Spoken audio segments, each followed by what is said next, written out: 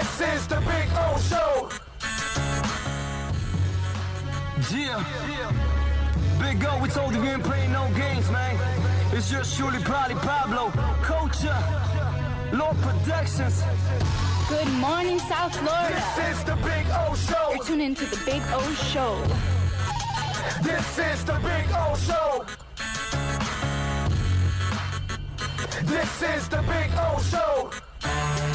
Yo, you tuned in to the hottest sports radio show with Orlando, a.k.a. the Big O. He covers all the South Florida teams, from the Dolphins to the Heat, well, you know what I mean. Monday to Friday, Friday Pablo in the Big O Show. Oh, on the radio, the top's where we gonna go. Miami, that's the way we roll. Locked on the morning show, Big O. No one has a similar show. Talk sports, talk plays, talk live and direct. Because nobody do it better than Big O in the set. From sunrise, listen live, it's the best of the best. He's got the fans, got the heat, he's the best of the best. Big O, the only talking sports with a style. Break it a morning, it's Big O-N. Thank you for tuning in, keeping you glued in. Stay tuned, because right here's where the rumors in. Same place, because right here some of them begin. Simply call and just state your opinion. Real talk, sports talks, the Big O Show. Yeah, you love it, yeah, you like it, call them and let them know. Culture, probably Pablo. Now introducing the man of the hour, Big O, a.k.a. Orlando Gary. Yeah.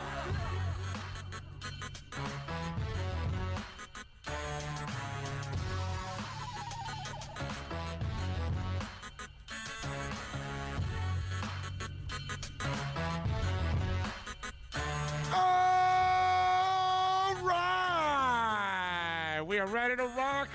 We are ready to roll. Coming to you live, baby, from VSS West Pines, like we do every Wednesday here on the show. Hanging out with the boys. You want your THC? Come on out. You want your CBD? Come on out. You want to get a hookah pipe? Come on out. You want to get a water pipe? Come on out. All right, whatever you're looking for, the e-juice, all of that stuff, man. And could you, anyway, also,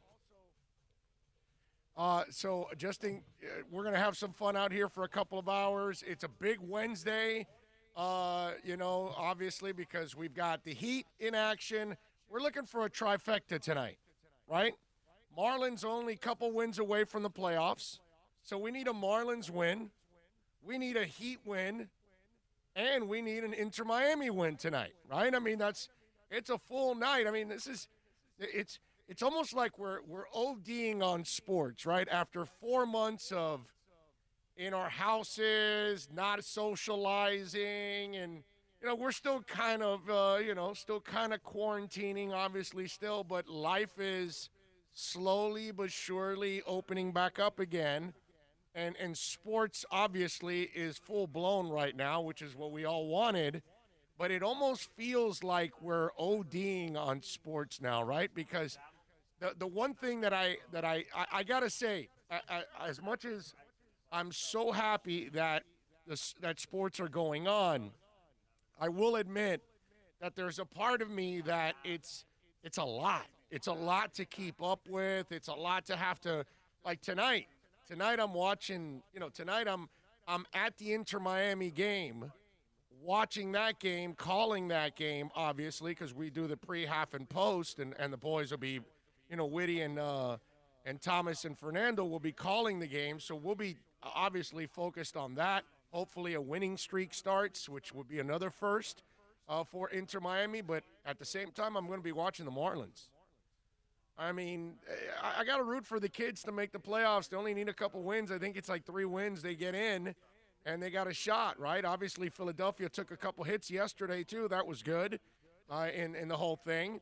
And so Miami is more than alive. And then, obviously, we've got, I would not label it a must-win or anything like that.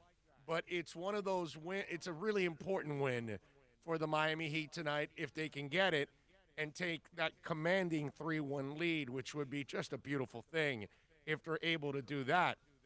And so it's just I don't know how you guys are reacting to all of this, of getting bombarded, because you really can't pay attention to one sport. I'm sorry. You can't pay attention to all of them is what I'm saying. So you're missing something from the Marlins, maybe from Inter Miami. Now, some of you out there, you're going to watch the Heat, and you don't really care what happens with the Marlins or Inter Miami because you're not baseball or soccer fans. But guys like me, guys like him that are like all sports fans, we kind of want to watch everything and kind of keep up with it. And it's tough, man. It is tough. I got to tell you. I mean, I'm glad that we've got it back, and I'm glad we've got sports everywhere, but it is a little bit of an OD right now. We are overdosing on it, and it's really, in other words, the sporting world had to catch up. But as human beings, it's really hard for us to keep up with everything, especially when we're constantly having these kind of nights where we have multiple games going on. Now, listen, I'm not complaining because, I'm glad we have it, but I do feel like it's my job, but as you guys, as fans out there, it's almost like a job for you guys too, trying to keep up with everything going on. Your head is spinning, dude. And I mean, tonight, Sixto Sanchez is on the mound tonight. That's must-see TV, dude. You got to see that guy pitch. Even if you're not much of a baseball fan, that's the kind of guy that you pay to go see. So when he's on TV, he is must-watch. You know what I mean? So it's going to be a lot of fun tonight. Our heads will be on a swivel. I'll have all my iPads going on again tonight with all the games. So we won't miss out on it. Obviously, I have to record it when I get home and all that good stuff. Hey, remember, tomorrow we got a hell of a day, especially after today. So it's back-to-back hell of a days for us. Tomorrow we're double dipping, okay? Tomorrow we're going to be at Toyota of Hollywood from 10 to 12. And then we'll be over at Hialeah Park from 2 to 5 tomorrow. So if you want to visit us in Broward, 10 to 12 while we're at Toyota of Hollywood. And if you want to visit us in Dade, we'll be at Hialeah Park 2 to 5 in the afternoon. And obviously here, we'll be here for a couple of hours also, so you can catch us here too on the program. So big day today, man. ODing today on sports. It's a beautiful thing.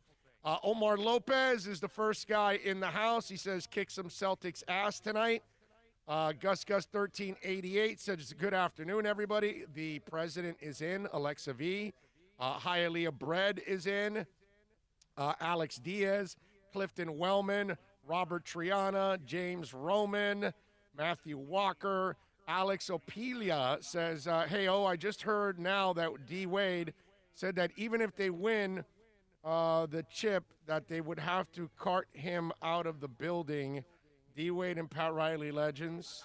Huh? Even if they win the chip. Oh, you mean the championship. I see. That they would have to cart him out of the building, D. Wade and Riley legends. Are you talking about like Riley's retirement?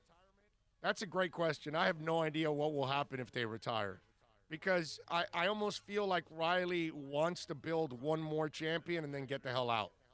So I think he would go to the West Coast and retire. I'm pretty sure of that. If he wins one more, once he leads the team to another championship, I think he's out of here. I mean, let's hope he's able. Let's hope he leads the team to a championship. I don't know about this year, but down the line it would be nice. Ian from Brooklyn says, let's get it, Big O. Damn right. Drew Boo, let me see, what else do we have here?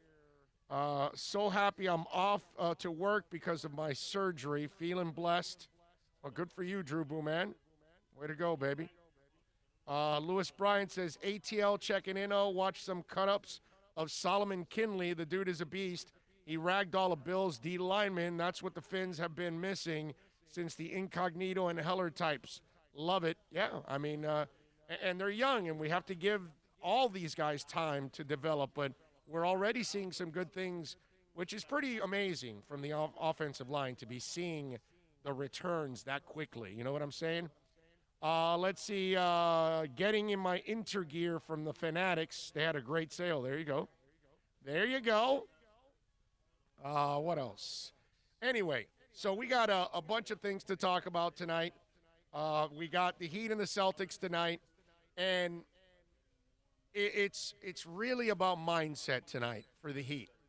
And it's a mindset that you got to go in aggressive, and you've got to play the game the right way from the beginning, okay? Because that's what they don't do. They end up falling behind, and then they've got to come back, and it's worked for them. But last time, Boston brought it. And now, see, the thing is, what's happened to the Miami Heat, believe it or not, the competition's gotten stronger. And if you thought Milwaukee was the better team, they're not. Boston's the better team than Milwaukee. Milwaukee has the number one player, but they don't have a better team than Boston. They're not deeper than Boston. Boston has more options than Indiana, more options than Milwaukee. So Miami played well in the first two games, came back, showed a lot of character in those comebacks, but in game three, it didn't work out for you. Now you've been able to sit on it for a couple of days, which is what the coach wanted. He wanted to see you guys, see how you respond to something like this. You know what I'm saying? And so now you look at this situation, they've got to come out aggressive right from the get-go. They can't go trailing 10, 15 points because, you know, the time is mounting on you. The minutes are mounting on you. So you've got to be tired. And at least you had a nice stretch here where you had a couple of days off, which you haven't had in a while, right? And they've been fortunate that they've ended their series early where they've gotten some rest in between these series. And now they're getting, again, rest in this series, which is huge. So the job for Miami, it's not that you gotta do something different in the game plan or anything like that. No, you just got to come out aggressive right from the get-go. Play great defense right from the get-go. Play great offense right from the get-go. You take the lead. You set the pace. You put the pressure on the Celtics. Look, the Heat lose tonight. The series is not over. It's just a 3-game series now. That's all it is. They've got a great chance of winning it still. But you've made it that much harder for you now. You win tonight. Now you put the Celtics in a position where they've got to beat you 3 out of the next 4 games in order to win it. That's pretty tough to do. You know what I mean? So that's where you've got to kind of play this game the right way. No, I'm sorry. Wait, they got to beat you 3 straight, not 3 out of 4. My math is bad. Tonight's the 4th game. So you win this game, you put them at 3-1, they've got to beat you 3 straight. That's impossible almost. I mean, not impossible, but you know what I mean. I don't believe if Miami goes up 3-1 on Boston, I don't believe they're going to lose 3 straight. I don't believe they're going to pull a Clippers or anything like that. I just don't. Miami has way more character. They're much more dedicated right now. I'm not telling you they have more talent than the Clippers, but they obviously are more focused than the Clippers. So tonight, it's about changing the style of play. No, not the style of play. Tonight, it's about changing the attitude. And the attitude that you normally have in the second half, you need it in the first half. You need it from the second of the tip. Send the message to the Celtics that you are going to take over this game tonight, that you are going to set the pace of this game, that you are going to put them in a box, put them in a corner, beat them, and send the message, hey, we're up 3-1, we're better than you. Yeah, you got the last game, but let's remind you who's the better team in this series right now. And that's what you do by winning tonight. That's what you do by playing aggressive tonight. That's what you do by setting the tone tonight. That's what you have to do. It's all about the tone, not about the game plan, Not about telling one guy to do this or one guy or Jimmy's got to be aggressive early, aggressive late. It's none of that. It's not about Bam being aggressive. It's about the team going out there and attacking the Celtics right from the get-go. You do that, you set yourself up 3-1, you control this series from here on out. So it'll be fun to see what happens tonight between those two, as I'm sure we'll all be watching. I cannot wait. 786-322-1105 if you want to get in on the text line. That's 786-322-1105 if you want to get in on the text line. You can also reach out to us on Twitter. That's at Big O Show. Follow us there as always, because you know that thing's like a 24-hour talk show. It is always going on. Isis says Jimmy Butler has to have a strong start, and the rest of the team will follow suit. We need Jimmy buckets. Everybody. It's not just a Jimmy thing. Everybody's got to be aggressive. It's about aggressive on the defensive side of the court, aggressive on the offensive side of the court. Listen, if Jimmy's aggressive early on by getting others involved, that's good enough too. I don't care how you do it. It doesn't really have to be Jimmy scoring a lot. Not if you get Duncan involved early, and not if you get, Tyler and Bam and all these guys scoring, and Crowder, all that, and obviously Dragon. If Jimmy can focus on defense and facilitate, it can work that way too. It doesn't have to be so obvious that, oh, no, Jimmy has to take over and score. He's not really a scorer. You know what I mean? He can score, but he's not really a scorer. And so I don't know if you want to put him necessarily in that position. I think he just has to kind of let the game come to him in a way where if he can drive and get some buckets and get some fouls, then you do it. But if they double team you and all those things, then he has to then set other guys up, and those guys, what do they got to do? They got to hit the shots.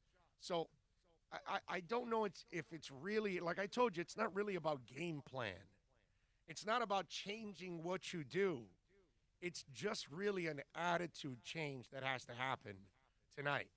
You cannot go into that game half-ass at the start of it, and then all of a sudden desperation sets in because you're trailing by double digits. That can't happen, okay?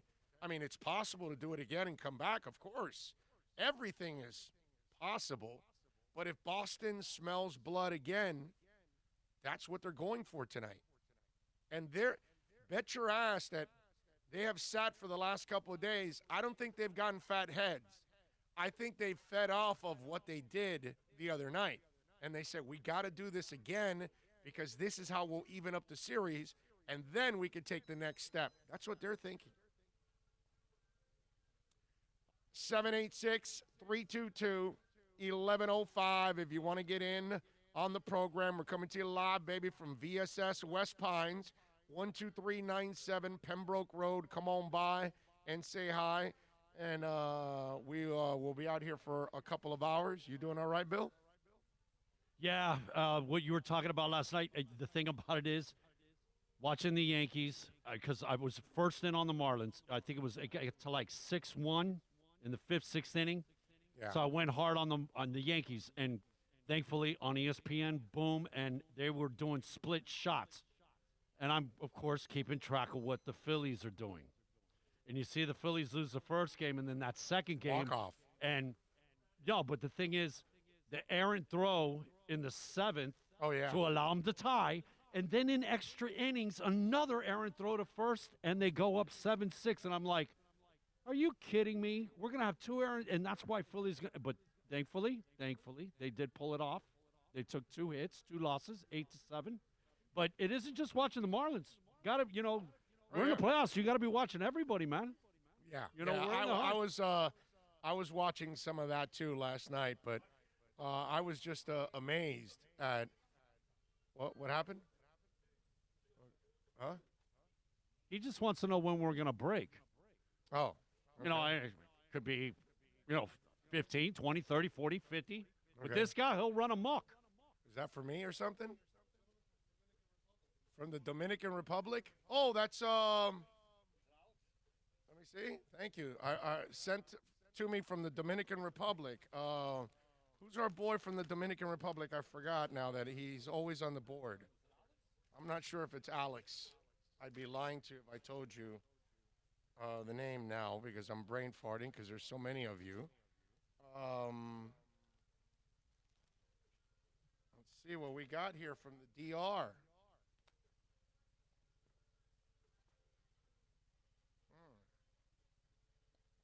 Okay, the envelope, please. Let me see. And the winner is? Wow. James in the DR. James, dude. Appreciate it, brother. Like, this is a different kind of super chat. Thank you, sir. Wow. That is very nice of you, my man. I don't know what to say, to be honest with you. James says, first, thanks to Jose at VSS West Pines for his help to getting you this. With my risk factors, I have been sheltered at home for 6 months, and my company computer does not allow me to subscribe to your show. My super chat in memory of the late comedian David Brenner, who I had the pleasure of waiting on during my 1 year in his career at Bayside, who left a final request that 100 in small bills be placed in his left socks just in case tipping is recommended where I'm going. Mr. Brenner was a good tipper. On that note, please accept the included tip for the service you and your team provide. It keeps me in touch with home, and right now, that is priceless. James in the DR. Wow, James, that is... again, too kind, my brother. I appreciate you. I can't say enough about that, man. That is very nice of you to support the show like you guys do with the Super Chat all the time. And that is, I can't say enough, James. You know what, James? I can't wait till this crap is over so we can go to the Dominican Republic and hang out and have a presidente. You know what I'm saying, bro? I'm looking forward to that. So hopefully we'll be able to do that down the line, and that is very nice of you, man. Too nice. Too nice, James. I don't know if we deserve it, man. Wow. That's awesome. That's strong on your part, James. Appreciate that, man. That is good. Oh, man. Wow.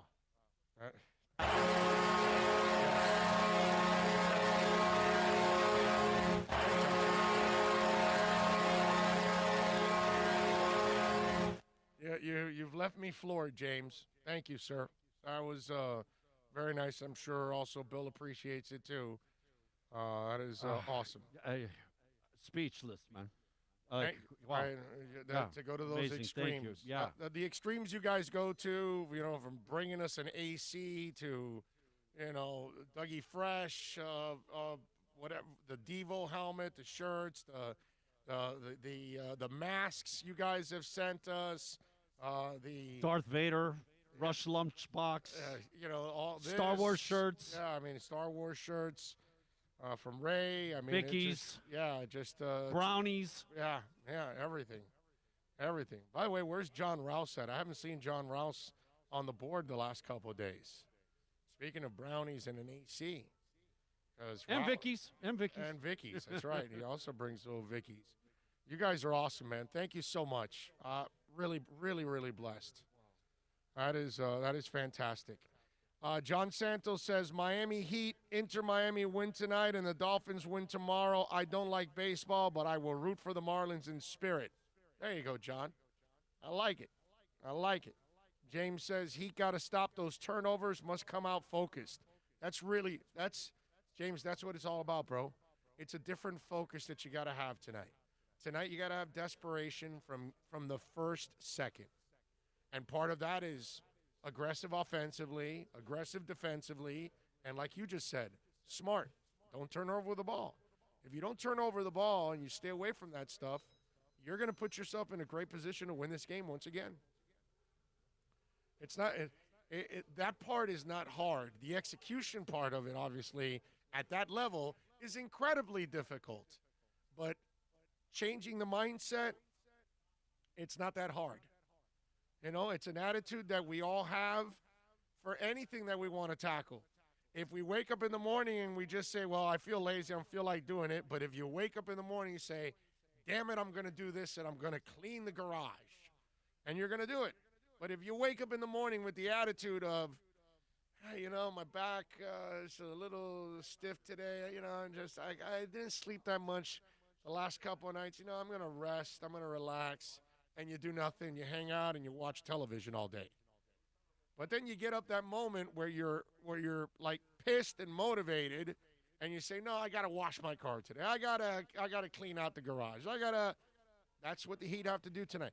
Tonight, they've got to walk in saying, we got to bring it from the first minute. Instead of waiting to the second half, and you've struggled the entire first half, and then now in the second half, you're down by 10, 12, 15, and now you get motivated that you got to get back into it because you got 2 quarters left to do it. That attitude cannot exist today. It cannot. Big O, do you think the Marlins have a chance with our starting pitching? We have 3 good pitchers, Sandy, Sixto, Pablo. Do you think maybe we can steal a series from a team if pitching is on point? Yes, I do. They got a shot at stealing a series if they get in. More than that, I can't really ask for more than that. I'm not expecting them to advance, okay? I'm going to do the same thing with the Heat. I expected the Heat to get to the second round. I openly said it many times all throughout the year. I thought that's where it would end for them this year. I thought that was the max of this team, okay? And they surpassed that. Right now, for the Marlins, I didn't even think playoffs. So if they make the playoffs, that's more than enough for me. If they somehow, if they get past a round, oh, my Lord. We were talking about it would just be nice to be involved right up until the last week of the season. Here we are, man. Yeah. We're actually holding. No, last we're weekend. In. We're in. Last week, well, not yet. You know what? We're holding. We're Not number yet. 2 Not yet. in the division. They lose every game the rest of the way, and Philadelphia wins 3 of them. It's over. Okay, so you know what I mean. So they're not in yet, but let's. You know hope, what I'm hoping? Let's hope so. By the end of the weekend, they're in. I'm hoping that the Yankees have it signed, sealed, and delivered, and are doing nothing in those last 3 games, and just, you know what I mean? Right. Of course. Because if the Yankees take out I'm not going to be happy, bro. Right. I'm not going to be happy. All right, I get it.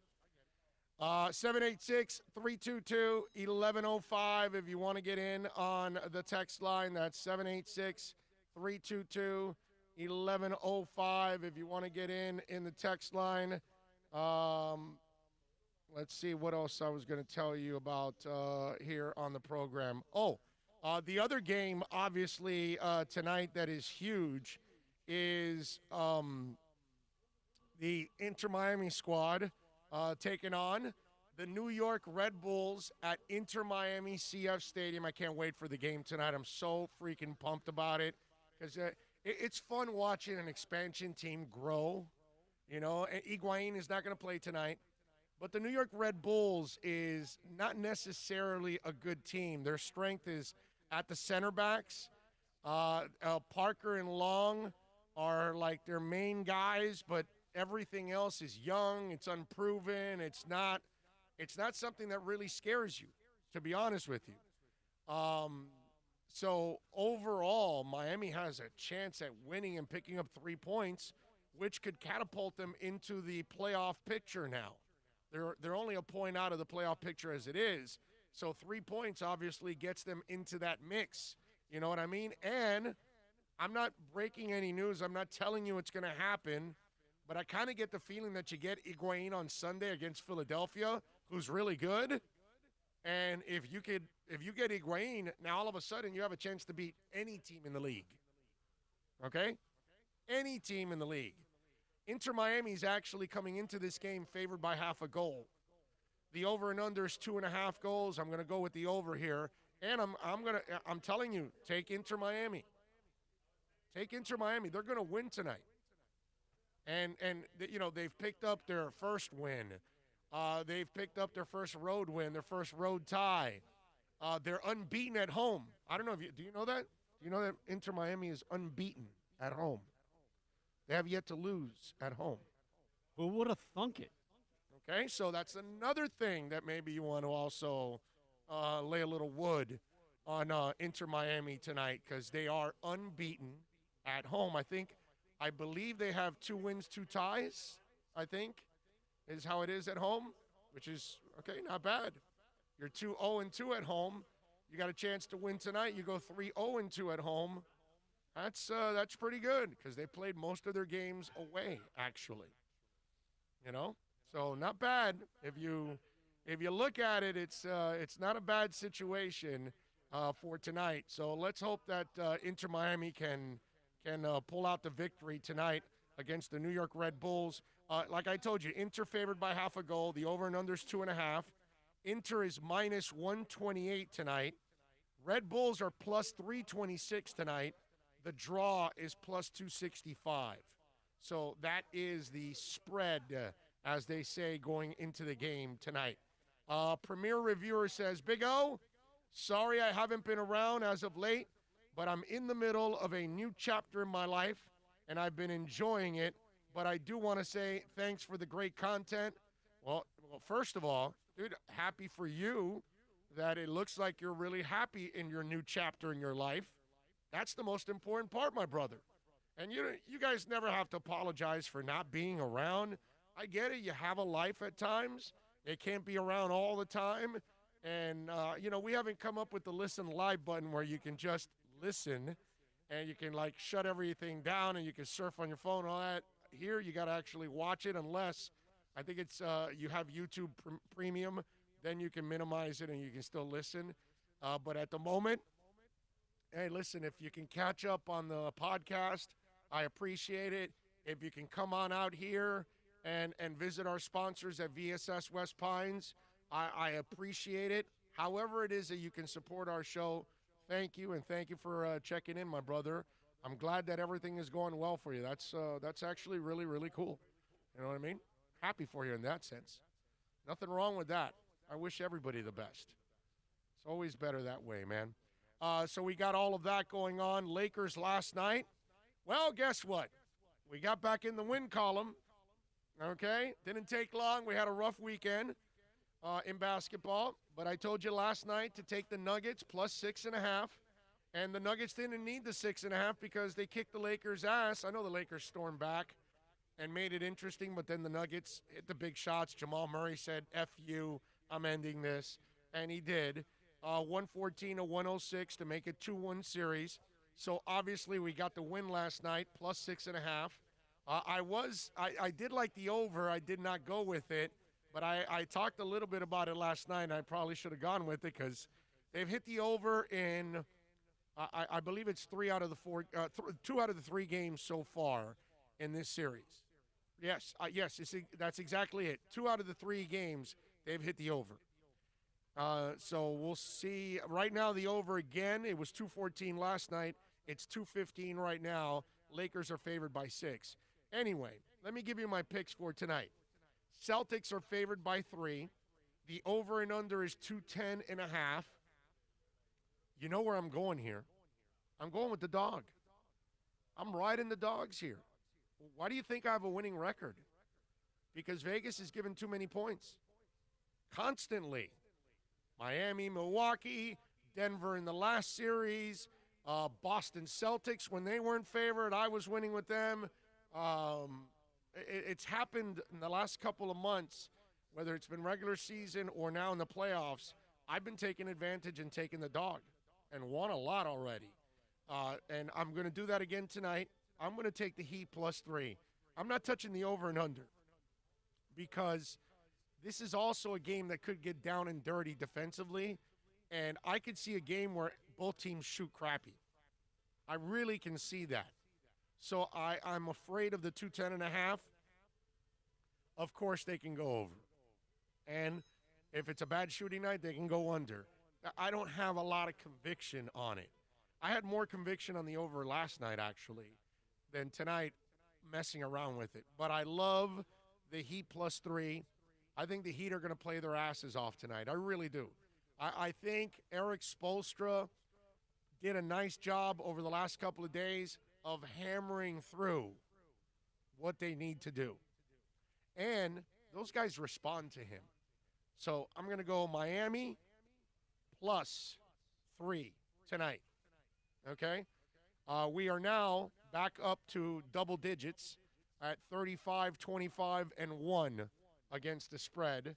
And we intend on winning tonight. And just in case you don't listen tomorrow, I'm going Denver +6. I can already tell you that. I mean, why would I give the points? You understand Denver has stayed within the points 2 out of 3 games also. Okay? I told you they've hit the over 2 out of 3 games. Denver has stayed in that number 2 out of 3 times. They've only lost to the number 1 time. And that was the first game that they got blowed out. Last 2 games, AD had to win it at the end with that shot by 2, and they easily won with the points. And now, last night, they easily won with the points because they won the damn game. So, there you go. So, right now, I'm going to take Miami +3 tonight, Denver +6 tomorrow night. But we'll do this again tomorrow, just in case there are any changes or anything that goes on with the line. We'll start doing all of that. Drew Boo says, I hate garage cleaning. I know that's why you need that oomph, that motivation to clean that garage. I'm with you. All right, 786-322-1105. Let's take a break. It's the bottom of the hour. We're at VSS West Pines, baby, 12397 Pembroke Road. Come on by. Say hi. Mention my name, 20% off. All right, back with more right here on The Big O Show. Hey, it's Big O. For all of your family dental needs, please reach out to Moody's Dental. I've known Eric for a while, a big fan of our show. Call him at 305-821-0231. Whether it's you or your kids that need some dental help, whether it's implants, Invisaligns, they are the experts. Or if you're just looking to fill a cavity or clean your teeth, or maybe even get a crown, you are going to love the professionalism, the family-like atmosphere, and of course, when you talk about being clean, that's what it's all about in today's society. You are going to go to an extremely clean place. Go to moody'sdental.com, go to the website, follow them on Facebook, Instagram, and Twitter at Moody's Dental. Tell them that Big O sent you, 305-821-0231, or go to moody'sdental.com. Are you tired of watching the same old travel videos on the internet? Well, then check out MikeNoGoZones.com. A travel documentary that's breaking barriers. I go to the places that the media tells you to peer, where no one else dares to go. Baltimore, Opelika, South Side of Chicago, and more. Go to MikeNoGoZones.com. Hey, it's Big O. For all of your CBD, THC, or hookah needs, you got to get on down to VSS West Pines at 12397 Pembroke Road. Yes, they have got legal THC. You've got to check it out. And they've got, of course, when it comes to CBD, flower, tinctures, edibles, for all kinds of reasons, whether it's pain, stress, anxiety, you name it. And don't forget, when you mention my name, you'll get 20% off. Tell the boys out there that I told you to get on down to VSS West Pines, 12397 Pembroke Road, and call them 954-613-3367. Legal THC, CBD, all of your hookah needs. You go to VSS West Pines. It's a buyer's market at Toyota of Hollywood. Over 1,500 Toyotas on the ground, and truckloads just keep on coming. Now pay up to 50% less. 2020 Camry, not $29,000, $17,775. 2020 Corolla, not $22,000, $13,775. Buy a new 2020 Toyota with 0 down and 0% financing, or we'll make your payments till 2021. At Toyota of Hollywood, the #1 volume Toyota dealer on 441 between Hollywood Boulevard and Sheridan Street.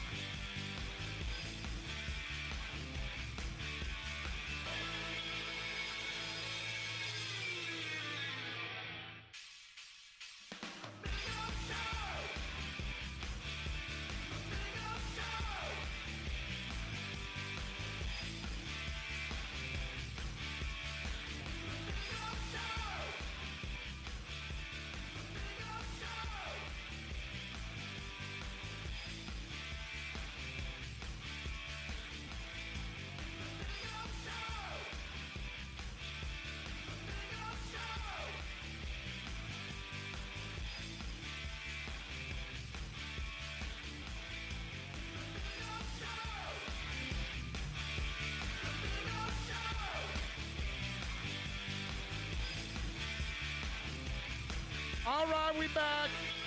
We're rocking, and it's one of those things where you get up in the morning, right? And obviously, I've got to do this job and put this show together. But I got to be honest with you, it's almost like I'm dying for the evening to get here already. You know what I mean? It's tonight's a hell of a night. I mean, that Heat game is enormous. The Marlins game is enormous. The Inter Miami game, I don't call it enormous, but it's important because obviously, you know, you're in a key moment right now where you want to get some key wins and get some key points to get into the mix. So whatever's left now of the season, you got an opportunity to try to get into the playoffs. You know, so. It's fantastic. I can't wait for it tonight. I don't know how you guys are about this, but it's one of those feelings that's building up as the day goes on, and it's frustrating that you have to wait all these hours in order to get to it. You know what I mean? Drew Boo gives us a little love on the Super Chat.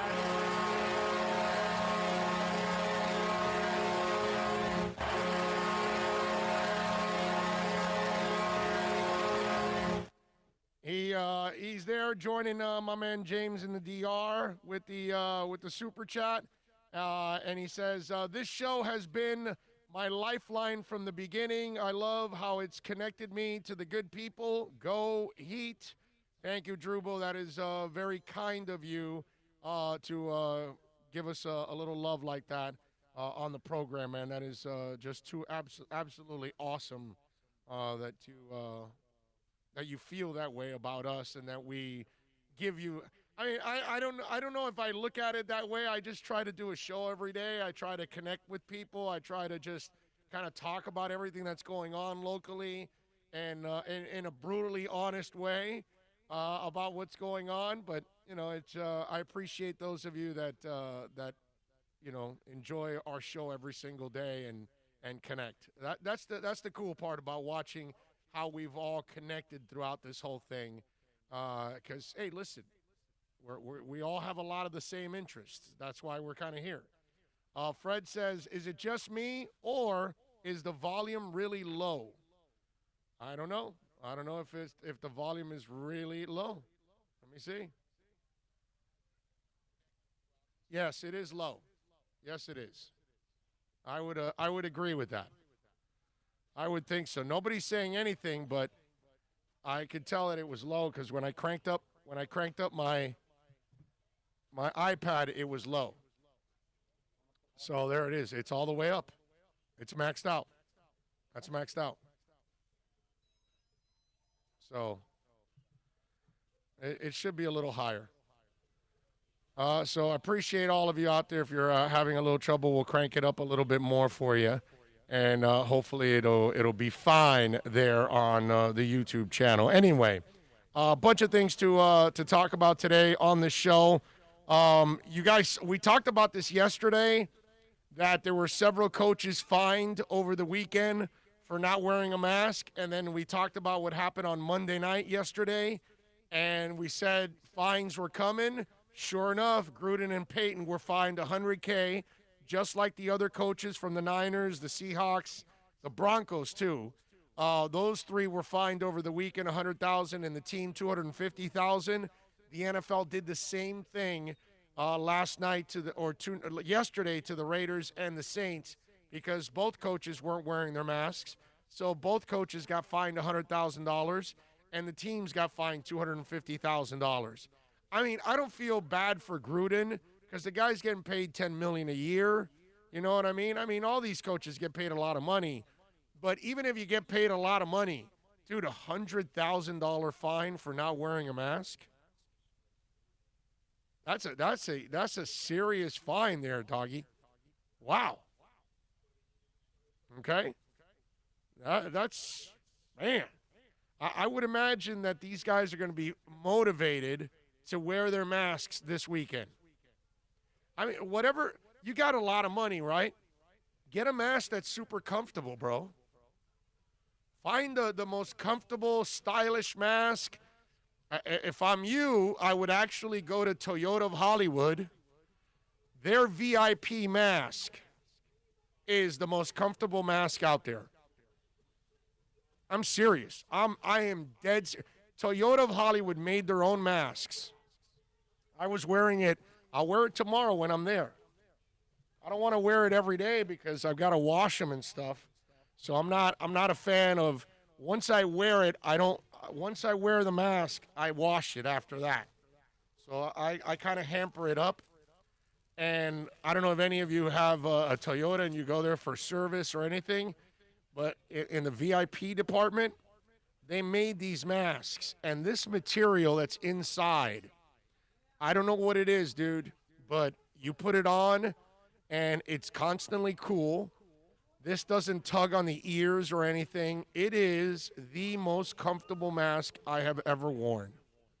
Okay?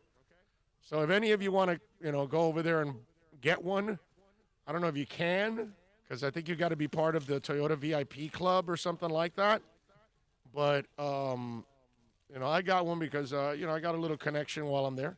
But I got to tell you, bro, that mask, out of control. Out of control, as you two would say. It is awesome. They should patent that thing. I'm telling you. Uber Beaner says, Big O, the best part of the Dolphins season so far is that the Texans are 0-2. Yeah, baby. And Troy Ortiz says, I hear you fine. Pat in Nashville says, that's better. Ian from Brooklyn says, it's good to go. So there you go. It's all well and good now with the sound. Anyway, so expensive masks. I got to tell you, I would tell those coaches, go down to Toyota of Hollywood. Since you hate wearing your mask, go buy that one. Okay? Like the one I'm wearing now, not even close. It's not close. This one that I got from the MLS is super comfortable. Problem is, it muffles me, so I can't do the show. This is what I've been wearing all day because, today's the day, baby. Today's the day. Got to win tonight. And remember to download the Inter Miami app, okay? All right? Is James in the DR on the chat board? Because I have not seen him. I don't know if James in the DR is on the chat board or not. I have not seen him because since he obviously gave us the gift and we gave him a little love for giving us tons of love, I have not seen him on the board. So I haven't seen a John Rouse, James in the DR. Some of our regulars are not in the chat room at the current time, unfortunately. Gale Sayers passed away at the age of 77. And Gale is one of those players that if you're young, it's something you only heard about. That's if you obviously follow, the sport, because this was a long, long time ago. But Sayers unfortunately passed away at the age of 77. I was thinking about this, and this is 77's not bad, man. 77's a pretty full life overall. I was thinking about that. I was going, if I pass away at 77, what you don't want is to suffer.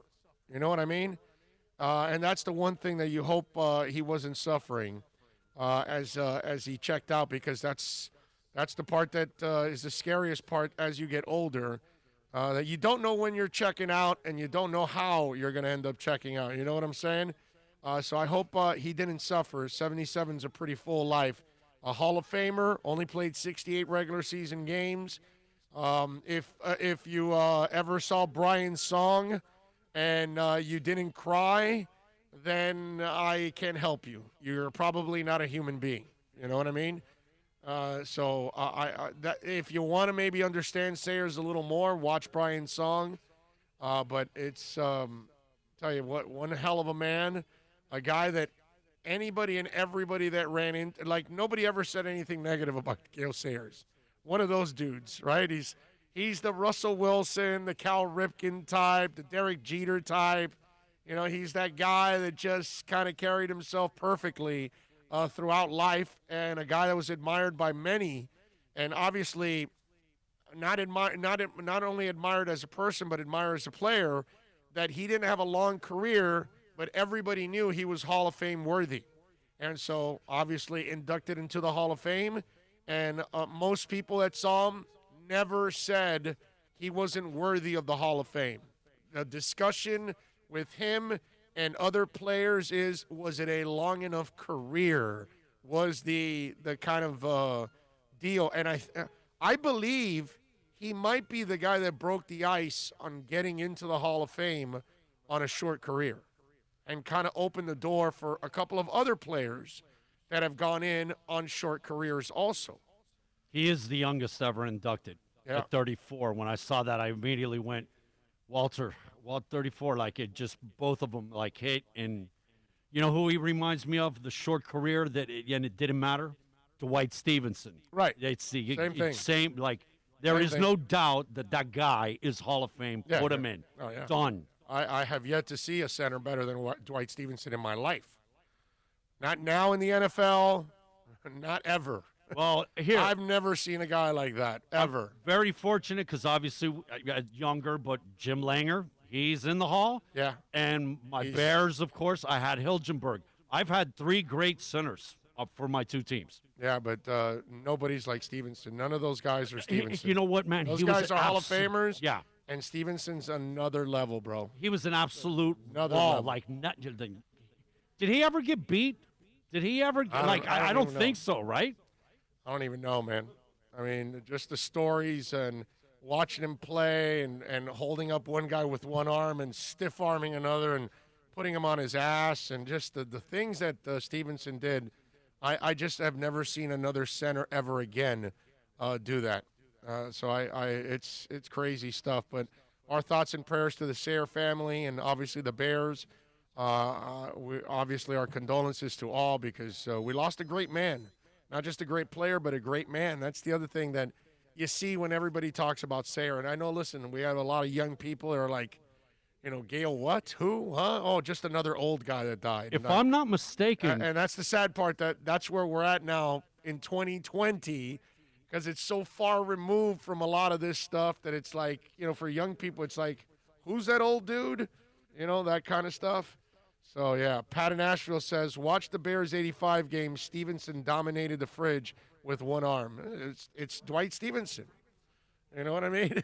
It's Dwight Stevenson. I'm not surprised Dwight Stevenson dominated everybody he played. You know, it's not just a fridge thing. That was a problem for everybody that faced that guy. If I'm not mistaken, I think that Brian Piccolo and Gale Sanders were the first black and white roommates ever for the NFL. I don't know. I'm pretty sure. You might be right. I have no idea. Raging Dolphin Maniac says, oh, my God, Brian's song is a tough movie to watch. Yeah. I would challenge you that if you're a human being and you watch that movie and you don't get emotional, your eyes don't water up or you literally don't cry, then there's something wrong with you. Like, seriously wrong with you. And you remember that growing up, Brian's song was played every year. I don't know exactly when in the football season it was, like Thanksgiving, I think, or...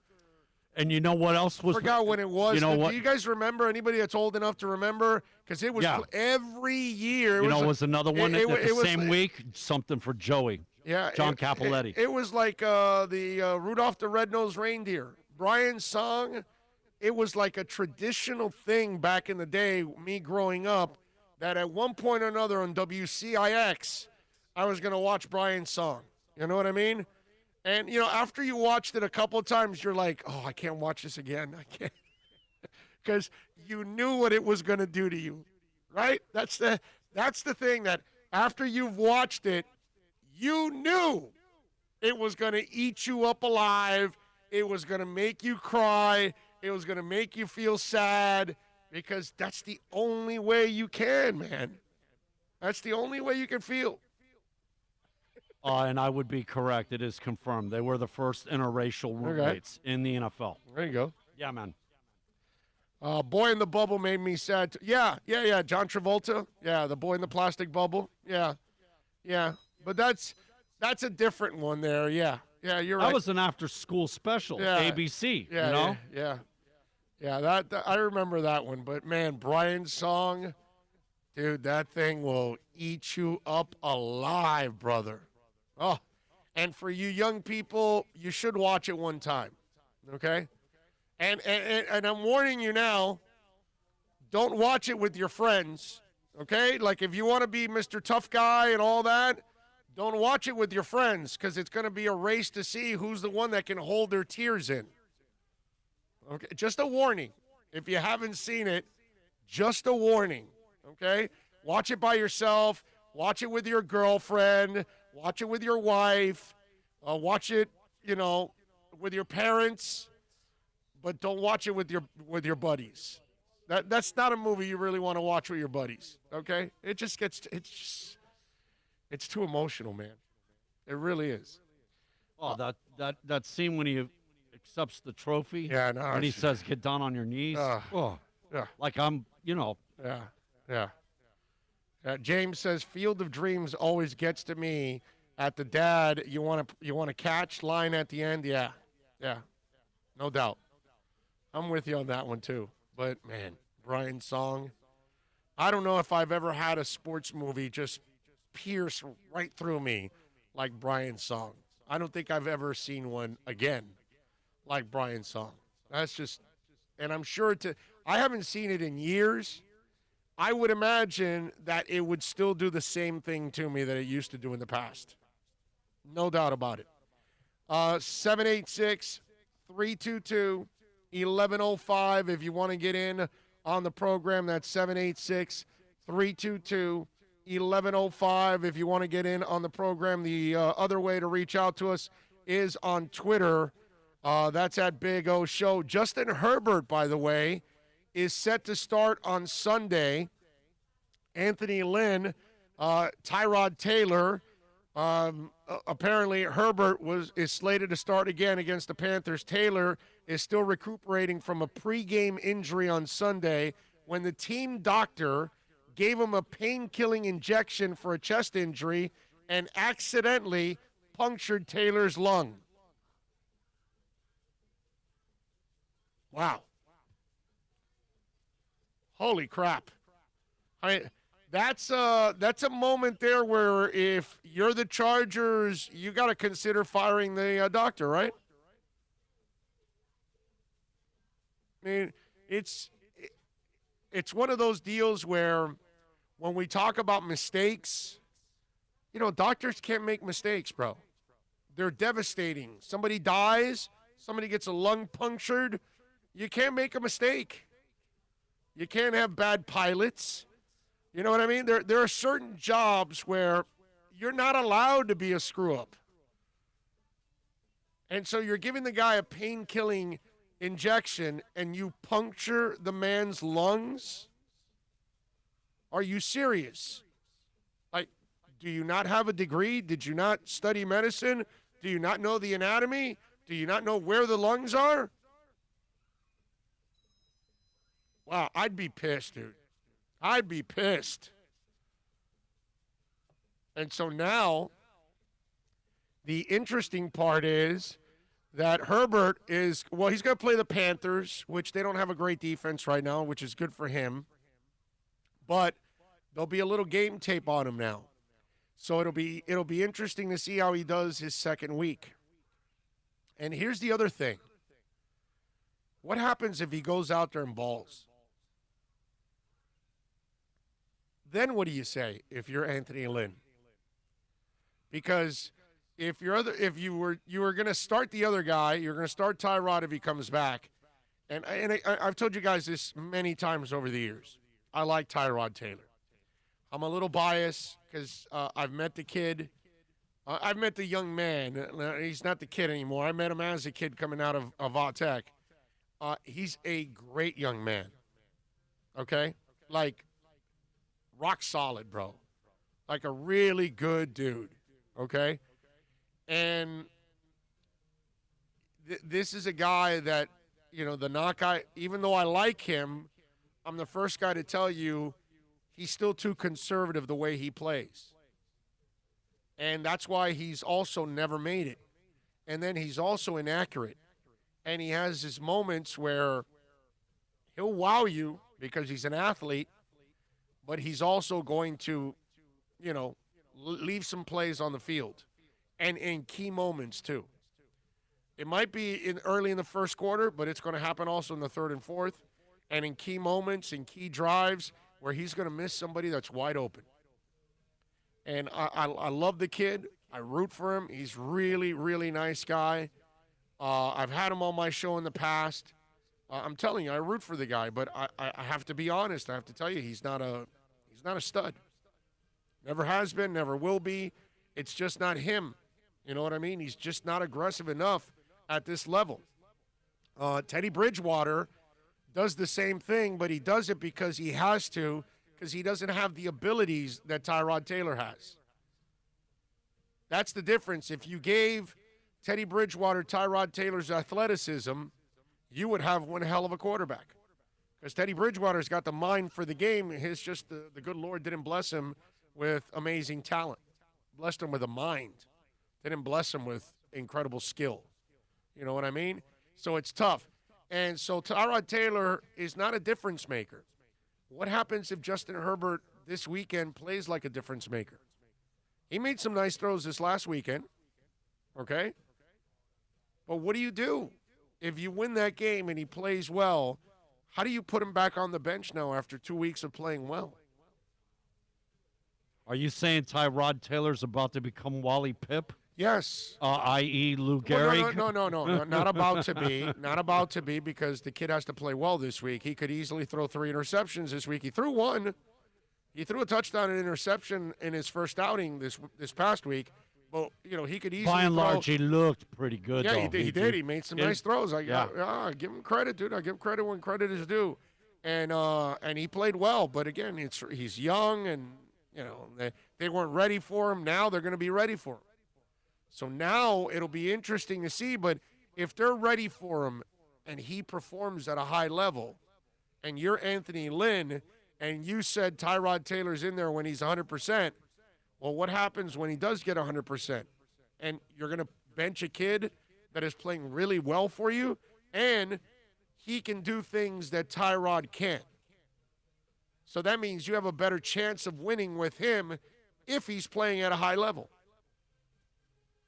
It'll be interesting. I saw that note, and I go, man, this. Look, I feel bad for Tyrod Taylor because he's such a great kid, great young man, that he deserves an opportunity to start. But I know, what he is, and so he hasn't taken that next step ever. So why would you keep him starting when you know what he is? And he's kind of reached his peak already. I'm sure he'll hate to hear that, but that's what I've seen from him, unfortunately. 786-322-1105. I'm more concerned if Herbert and Fitz has a bad game on Thursday. Dolphins will clamor for Tua like crazy. Many are already griping about him as it is. Yeah. But that was going to happen anyways once you drafted him or drafted anybody. Happened with Rosen last year. I don't think any of us should be surprised with that at all.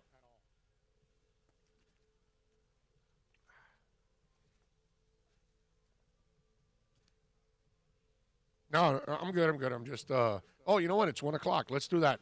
Let's take a quick break. Top of the hour at 1:30, Kobe Price from the Sun Sentinel will join us. We'll preview a little Inter Miami tonight. We'll come back on the other side. If you want to get in, we'll answer your texts. We'll answer anything on the chat board, on the YouTube chat, the Super Chat, the Twitter, Big O Show. All of that open to you. We'll come back on the other side. We'll get into a couple football notes. I want to also get into a little Dolphins talk, too. Back with more right here on the Big O Show. America's premium sport compact sedan is at Acura of Pembroke Pines, and this is how we do it. 2020 ILX, $199 a month. $199 at Acura of Pembroke Pines, the #1 volume Acura dealer. Hey, it's Big O. For all of your family dental needs, please reach out to Moody's Dental. I've known Eric for a while, a big fan of our show. Call him at 305-821-0231. Whether it's you or your kids that need some dental help, whether it's implants, Invisaligns, they are the experts. Or if you're just looking to fill a cavity or clean your teeth, or maybe even get a crown, you are going to love the professionalism, the family-like atmosphere. And of course, when you talk about being clean, that's what it's all about in today's society. You are going to go to an extremely clean place. Go to moody'sdental.com, go to the website, follow them on Facebook, Instagram, and Twitter at Moody's Dental. Tell them that Big O sent you, 305-821-0231, or go to moody'sdental.com. Are you tired of watching the same old travel videos on the internet? Well, then check out MikeNoGoZones.com, a travel documentary that's breaking barriers. I go to the places that the media tells you to peer, where no one else dares to go. Baltimore, Opelika, South Side of Chicago, and more. Go to MikeNoGoZones.com. Hey, it's Big O. For all of your CBD, THC, or hookah needs, you got to get on down to VSS West Pines at 12397 Pembroke Road. Yes, they have got legal THC. You've got to check it out. And they've got, of course, when it comes to CBD, flower, tinctures, edibles, for all kinds of reasons, whether it's pain, stress, anxiety, you name it. And don't forget, when you mention my name, you'll get 20% off. Tell the boys out there that I told you to get on down to VSS West Pines, 12397 Pembroke Road, and call them 954-613-3367. Legal THC, CBD, all of your hookah needs. You go to VSS West Pines.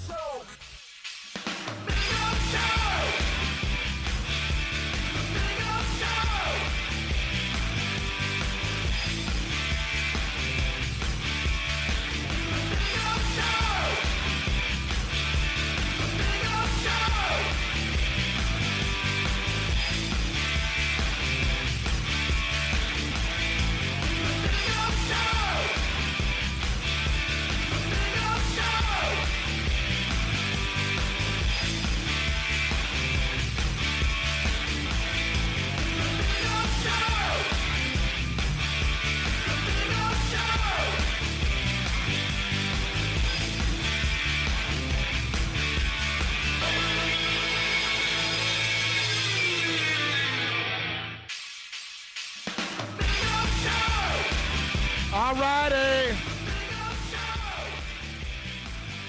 Welcome back. We take you till somewhere in the 2 o'clock hour. We should be wrapping it up here on the program. Plenty of things to talk about. Deion Sanders became the new coach at Jackson State, home of Walter Payton, by the way. He was drafted out of Jackson State and went to Chicago and went on to the Hall of Fame and was a Super Bowl champion. So Deion Sanders apparently was a little pissed off because somebody broke Joe Cook Sports, tweeted out, and he was wrong. He tweeted out the coaching staff that Deion Sanders is going to have, and he has hired his coaching staff. Apparently they have like 80 years of experience playing and coaching and all that kind of stuff. And so they put out Jason Phillips as the offensive coordinator. They put Dennis Thurman, defensive coordinator, Mario Edwards, senior defensive backs coach, and T.C. Taylor and Otis Riley, who were on the staff from the prior coach at Jackson State, are going to be kept on. And then the bombshells were dropped.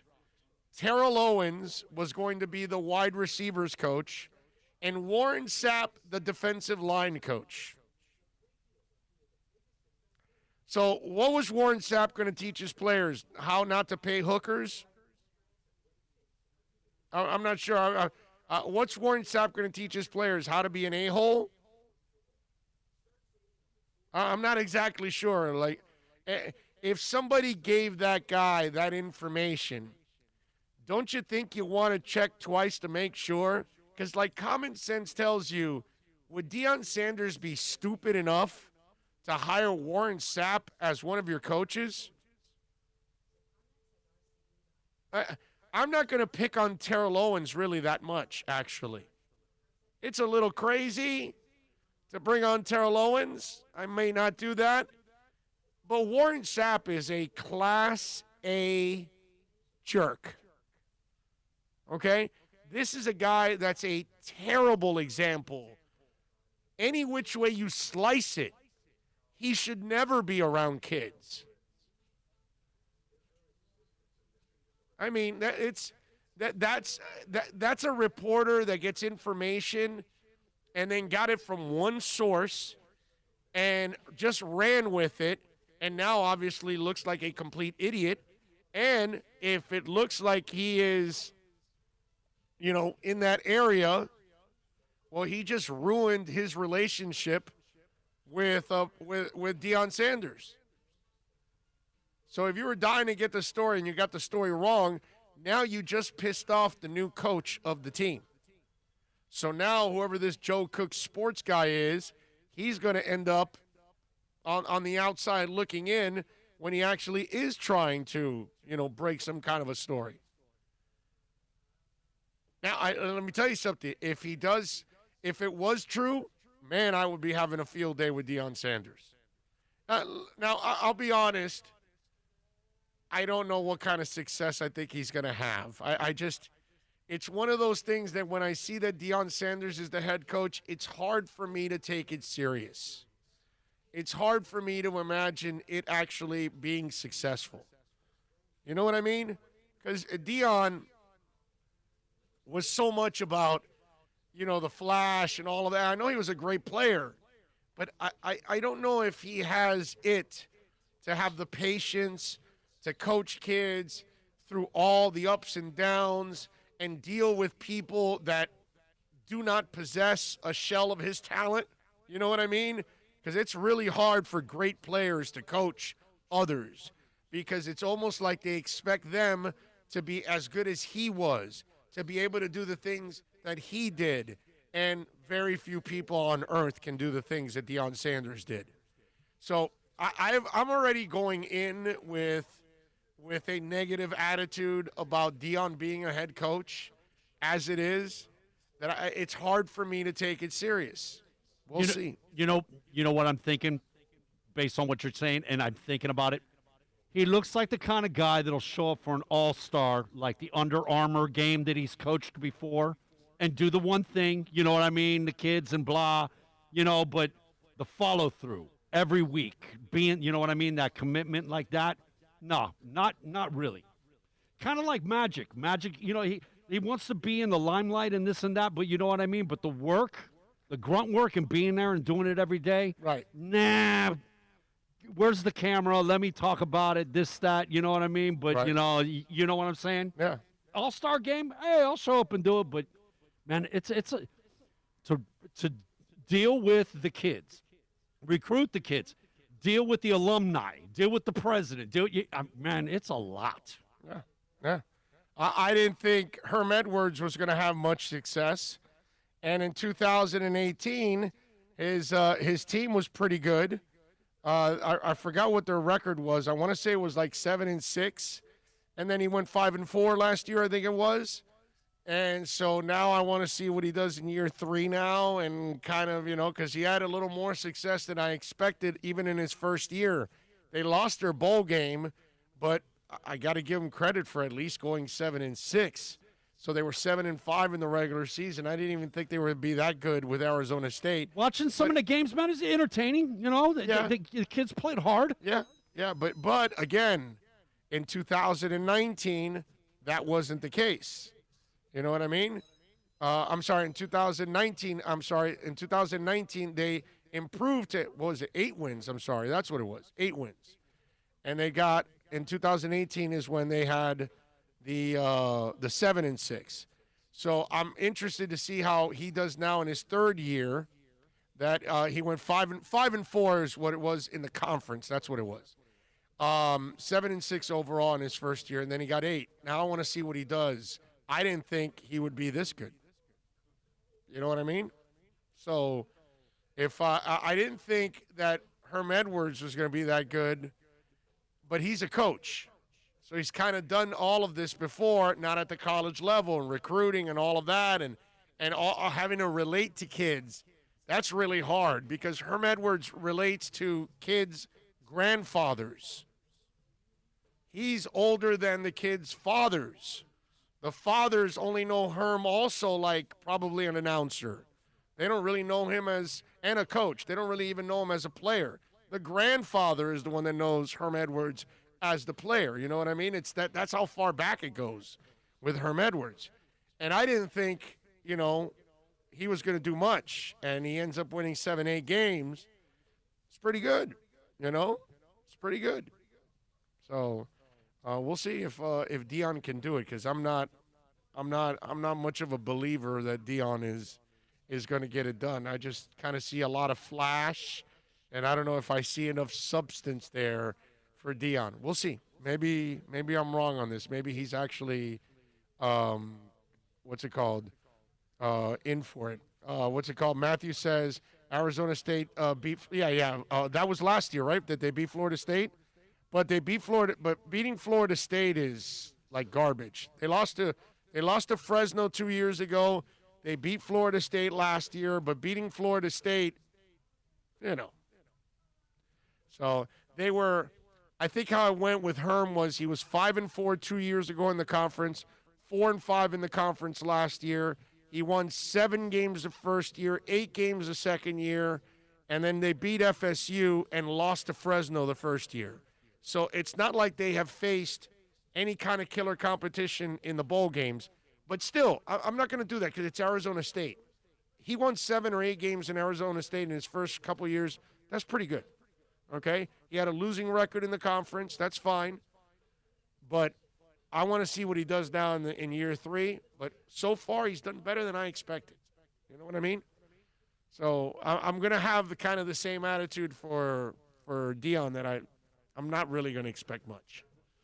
I don't know. It's just me. Do you guys, those of you that are on the chat board right now, do you expect Deion Sanders to be a successful college coach? Okay? And it's Jackson State. It's not like he's taken over Mississippi State and he's got a coach in the SEC. Okay? Then I would tell you he has no shot. He's not going to win a damn thing. Okay? Coach Herm Edwards is in the Pac-12, which, again, the Pac-12 is not even the Big Ten. Forget the ACC and the SEC. It's the weakest of the 5 bigs. Yeah. So, but again, Jackson State, I don't even know the conference that Jackson State is in. What conference is Jackson State in? Is it the MEAC? I'm not sure. I'd be lying to you to tell you that I knew exactly what the conference Jackson State is in. I'm not exactly sure what conference they're in.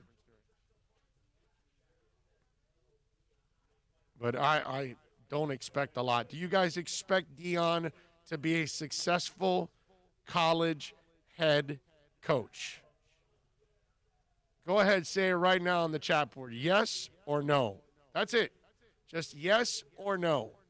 Will Deion Sanders be a successful college head coach? I want to know if you guys have the same kind of feeling I do about Deion, that I just don't think it's going to happen. Let's see. Jackson State is in the FCS. What is the FCS? What's that stand for? Southwestern Athletic Conference. Oh, he's in the SWAC? Oh, okay. So Jackson State is in the Southwestern in the SWAC. Okay. Radically thinks yes. Super Boom Shack says no. Man of 1005 Holds says yes. Raging Dolphin Maniac says no. Chris Solo, yes.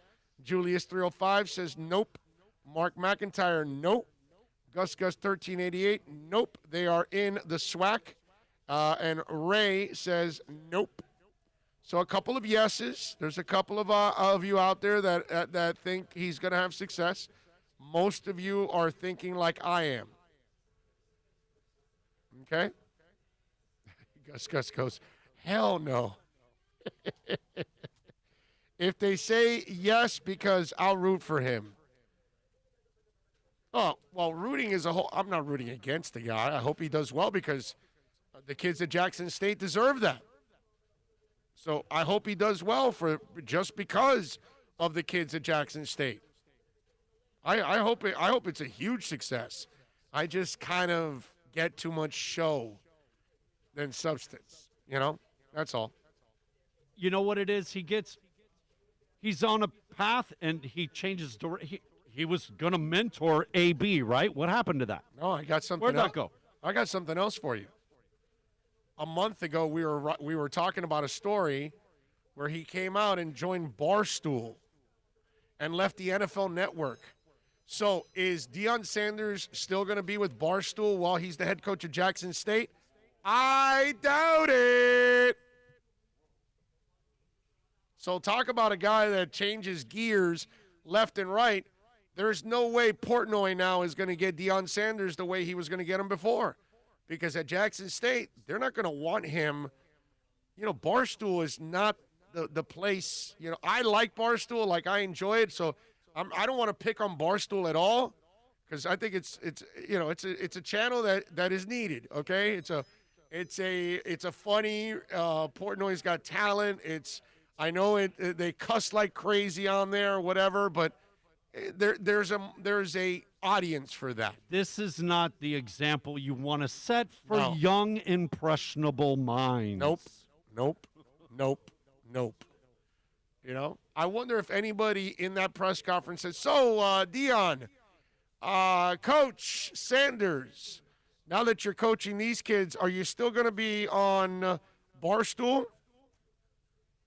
And I want to know what he's going to say about that. Maybe he'll do like a segment on one of Portnoy's shows or something, but I don't see him co-hosting with people and hosts are dropping F-bombs and talking about all kinds of, stuff out there. I just can't see that. I could see where the alum, the president of the school, and faculty would have a little bit of something to say there. Chris Solo says he has coached high school for over 10 years. Did he win anything? Did he win anything at high school? That's what I'd like to know. Let me see if, you know what? I'm sure somebody has Wikipedia'd his life and can probably, you can probably see if he's actually, because see, he's coached out there high school, but has he won anything? You know what I mean? That's kind of the key, right? You'd like to know. Let me see here. For 14 seasons. This is the same Sanders. Okay, here we go. For 14 seasons, he's the offensive coordinator at Trinity Christian School in Cedar Hill, Texas, and will assume the duties as head coach at Jackson State University before the spring of 2021. Let's see what else. They talk about his pro career, Florida State, and they mention, here we go, following the conclusion of his career, Sanders became an analyst, NFL Network, and Barstool, which we'll see. Offensive coordinator at Trinity Christian School, Cedar Hill, which his sons attend. Sanders founded the Primetime Prep Academy Charter School in 2012, coached until the school closed in 2015 due to financial issues. I don't see any. I don't see anything that says he was a great college coach, my man, and an offensive coordinator is what he was. So, let's see. If you can find anything for me, find it for me. Did he just coach because his sons were there and he just wanted to, kind of get through there? I don't know. Yes, and by the way, you are correct. Whoever is saying, Jack, you are right. His son does play at FAU with Willie Taggart. Yes, he does. I don't think the kids will take him seriously. That's what Super Boom Shack says. Jesse Minneapolis says, kids will respect that staff. It's an HBCU, fellas. The kids will be starstruck for sure. Will they? Will they be starstruck? I'm not sure anymore. Not those kids. Those kids have to like YouTube it and stuff. At this point, you're thinking 20 years ago. I don't know about that anymore. To them, he's just another old man that played football. It's we're in 2020, man. It's a while ago. When did he retire from football already? 2005, 15 years ago. And really, he played in 2000, then didn't play again till 04. So really, 2000, and the 2000 Deion and Redskins was nothing. His career kind of ended with Dallas in 99, let's say. Well, he was with a whole bunch of other guys. Bruce Smith. There was like a 4 or 5 guys. Terrible team. Woo! Yeah, terrible team that they just loaded up on big names that were over the hill at that time. So it's been a long time that his career is over. And it's been 20 years that he's been an impact player. These kids don't know anything. It's 20 years, man. I'm telling you, because in dealing with NFL players, you would freak out at how bad they are at the history of the game. Like, terrible. Most of you out there know more about the history of football and the players that played in it. You don't know more X's and O's than these players. None of us do. But you know more about the history of football than 85% of NFL players. Okay? That's how bad it is. Most of those guys, they don't know jack of what happened in that league 5 years ago. All those youngins that come into the league from college, they know the NFL like 5-7 years back. That's it. 20 years ago? Dude, they got to YouTube it. They got to read up on it. They got to go find it because they don't know anything. If some of you think that a lot of these players are historians of their own game, you're so misled. There's not a bunch of like Mike Tysons that are historians. That guy is a true historian. Nope. You know what, though? This age group, a lot of them, if it happened before they were born, not a big deal. Right. That's what it is. That's why I'm telling you that they won't be that enamored with Deion anymore because it's been a long time, bro. Okay? A long time. I hate when you look this stuff up and it's just like, oh, it's been 15 years. Like, really? I can remember being in high school, and watching him in the Orange Bowl, right? Yeah. Against the Canes. Yeah. Let's see. Philip Campbell's asking me, what do you think of the UCF QB? Just curious. Haven't seen him, so I don't know. Haven't watched it. I don't know anything about him. I gotta check it out. I don't know anything about him, dude. I'd be lying to you if I told you I knew anything about the UCF kid. So, is he the same guy that was a freshman?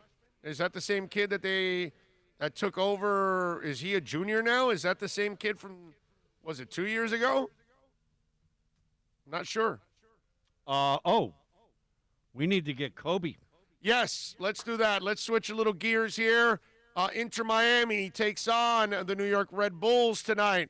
Kobe Price will ask him about that game. And ask him a little FAU, too. Let's see if there's still any Corona hanging around. Back with more right here on The Big O Show, live from VSS West Pines. Hey, it's Big O. For all of your CBD, THC, or hookah needs, you got to get on down to VSS West Pines at 12397 Pembroke Road. Yes, they have got legal THC. You've got to check it out. And they've got, of course, when it comes to CBD, flower, tinctures, edibles, for all kinds of reasons, whether it's pain, stress, anxiety, you name it. And don't forget, when you mention my name, you'll get 20% off. Tell the boys out there that I told you to get on down to VSS West Pines, 12397 Pembroke Road, and call them 954-613-3367. Legal THC, CBD, all of your hookah needs. You go to VSS West Pines. Are you tired of watching the same old travel videos on the internet? Well, then check out MikeNoGoZones.com. A travel documentary that's breaking barriers. I go to the places that the media tells you to appear, where no one else dares to go. Baltimore, Opelika, South Side of Chicago, and more. Go to MikeNoGoZones.com. Hey, it's Big O for EJD Construction. Listen, I've been telling you about Eric for a long time now. Custom home builder for additions, home remodeling. We're not talking about a handyman. Maybe you want to redo that man cave. We're not going to a lot of live sporting events. So you want to improve that experience in your man cave? Call them 305-433-4843. Tell them that Big O sent you and go to the Instagram page. You can see the before and after there. You'll be impressed. EJD_construction. Call them 305-433-4843 or go to the website ejdconstruction.com. America's premium sports sedan is at Acura of Pembroke Pines, and this is how we do it. TLX, $259 a month, $259 at Acura of Pembroke Pines, the #1 volume Acura dealer.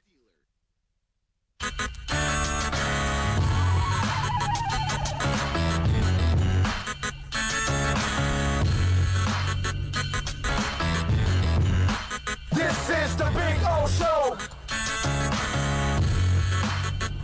This is the Big O Show. This is the Big O Show.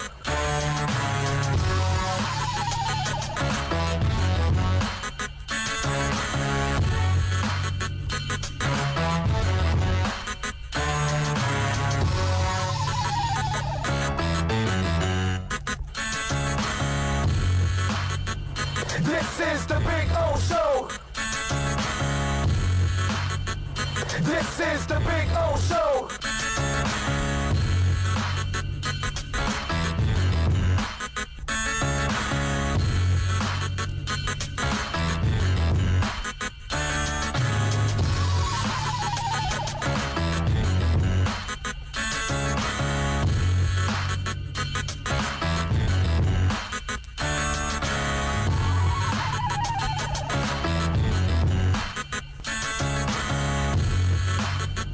This is the Big O Show. This is the Big O Show. This is the Big O Show. This is the Big O Show.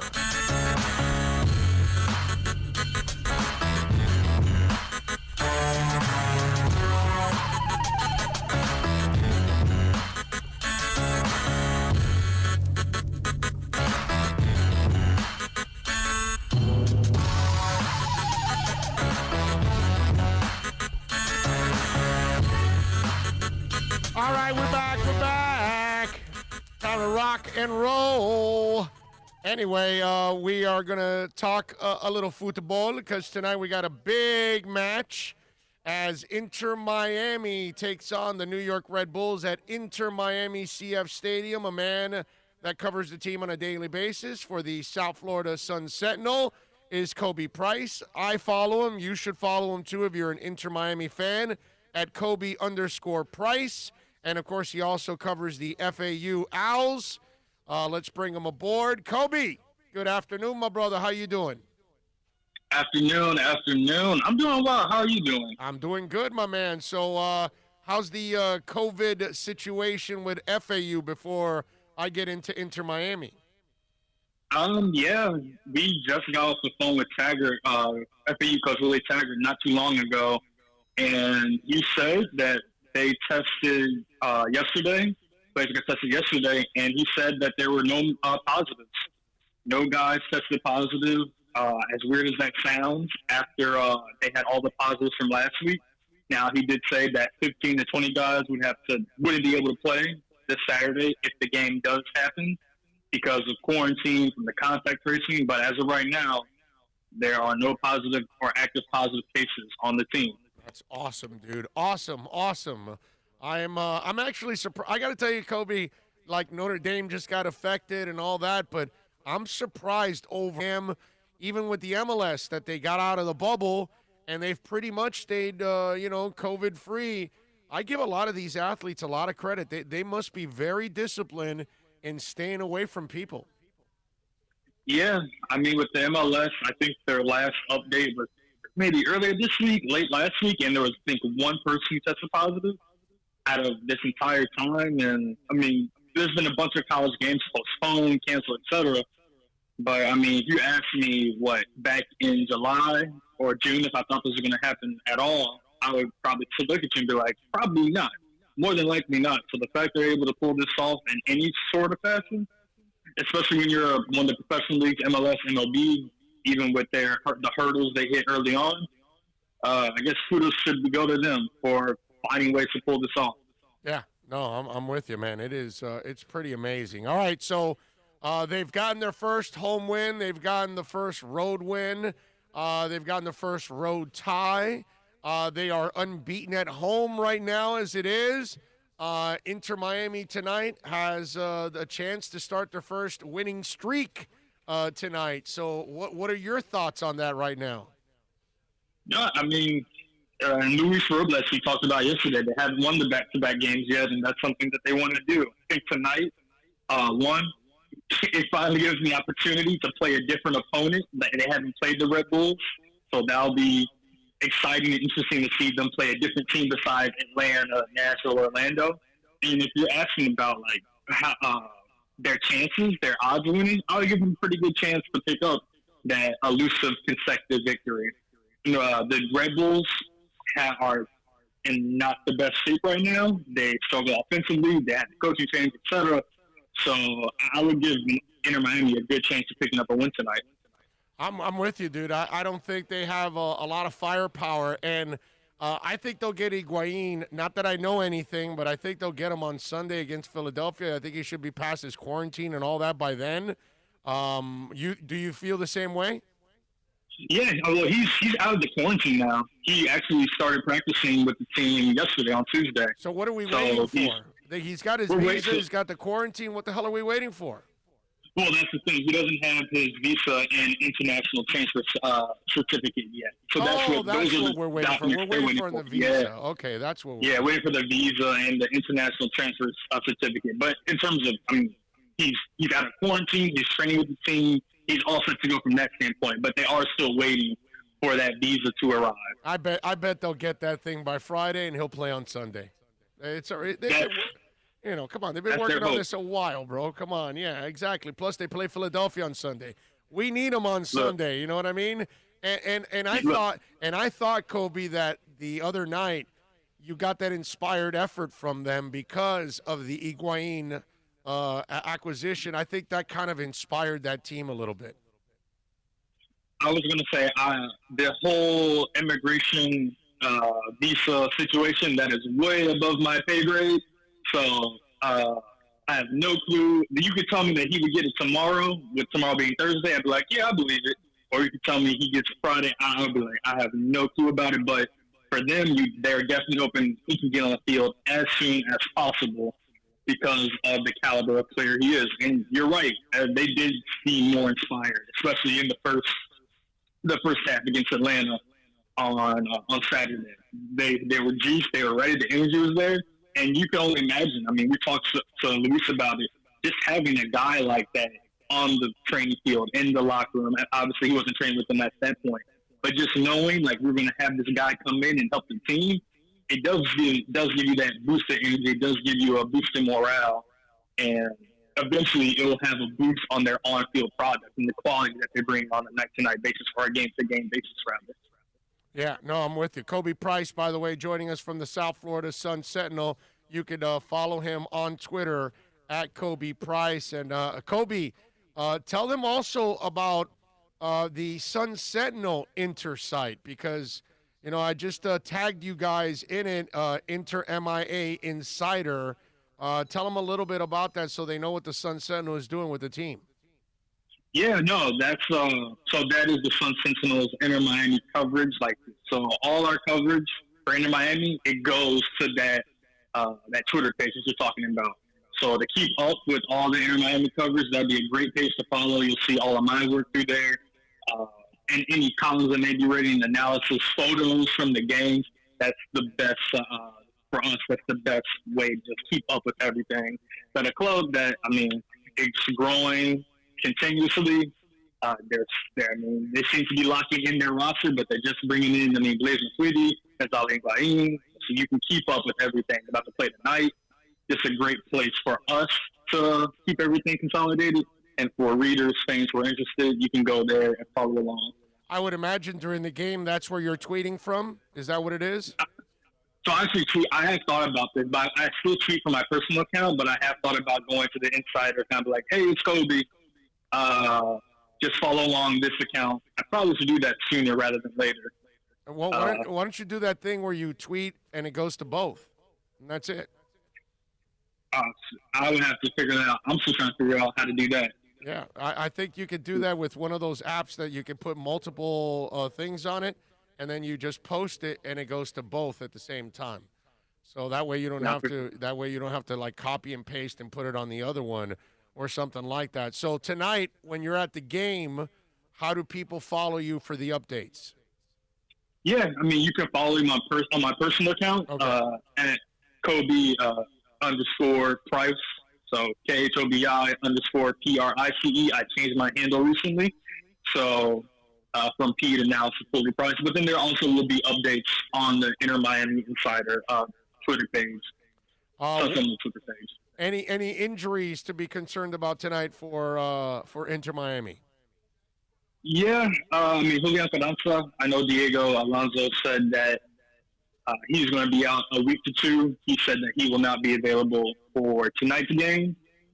Robbie Robinson is back after, I don't know what you call it, injury, but he said that he was sick for the Atlanta United game, but he's all good to go tonight. Not injury, but Andres Reyes will be suspended. We'll have a one-game suspension tonight due to yellow card accumulation. So, big hole Inter Miami will have to fill in the center back position with Andres Reyes, who has been a starter for a good portion of the season at this point. Yeah, no, I'm with you there.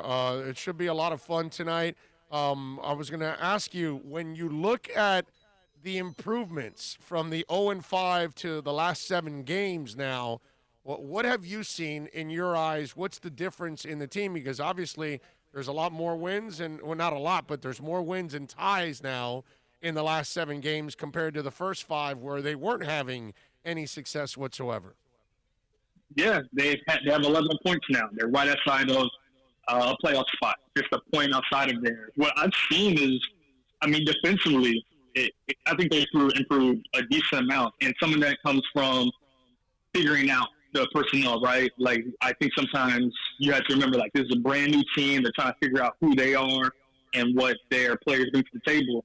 Defensively, they brought in Leandro Gonzalez-Piret right before the MLS back tournament. Now, he obviously didn't play in that tournament, but having him around, he was able to practice with the guys, and then he's able to play, returning to home. So having him, who Paul McDonough has acknowledged as one of the best center backs in the league, that's instrumental. Once you can plug in a player of his caliber, it's going to change the defense. And then you figure out, all right, we're going to put Reyes as the other center back. And then they, for now, and it might change tonight because Reyes is suspended, but if they put Pigal, who's a natural center back, out as a right back.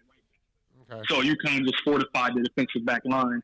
And then once you do that, you help things align. And then they're still figuring out the whole left wing situation. It's been Ben Sweat, it's been Agudelo after Matias Pellegrini was out there earlier. But they're fixing that. And I think the biggest thing has been defensively, and they're still just trying to plug in the holes offensively. And then obviously, he's still rounding into form. He's still getting into where he wants to be, but having a guy who plays with Tweedy's caliber, right, offensively, defensively, being that box-to-box midfielder who can really open up those angles, find those angles on the field, on the pitch.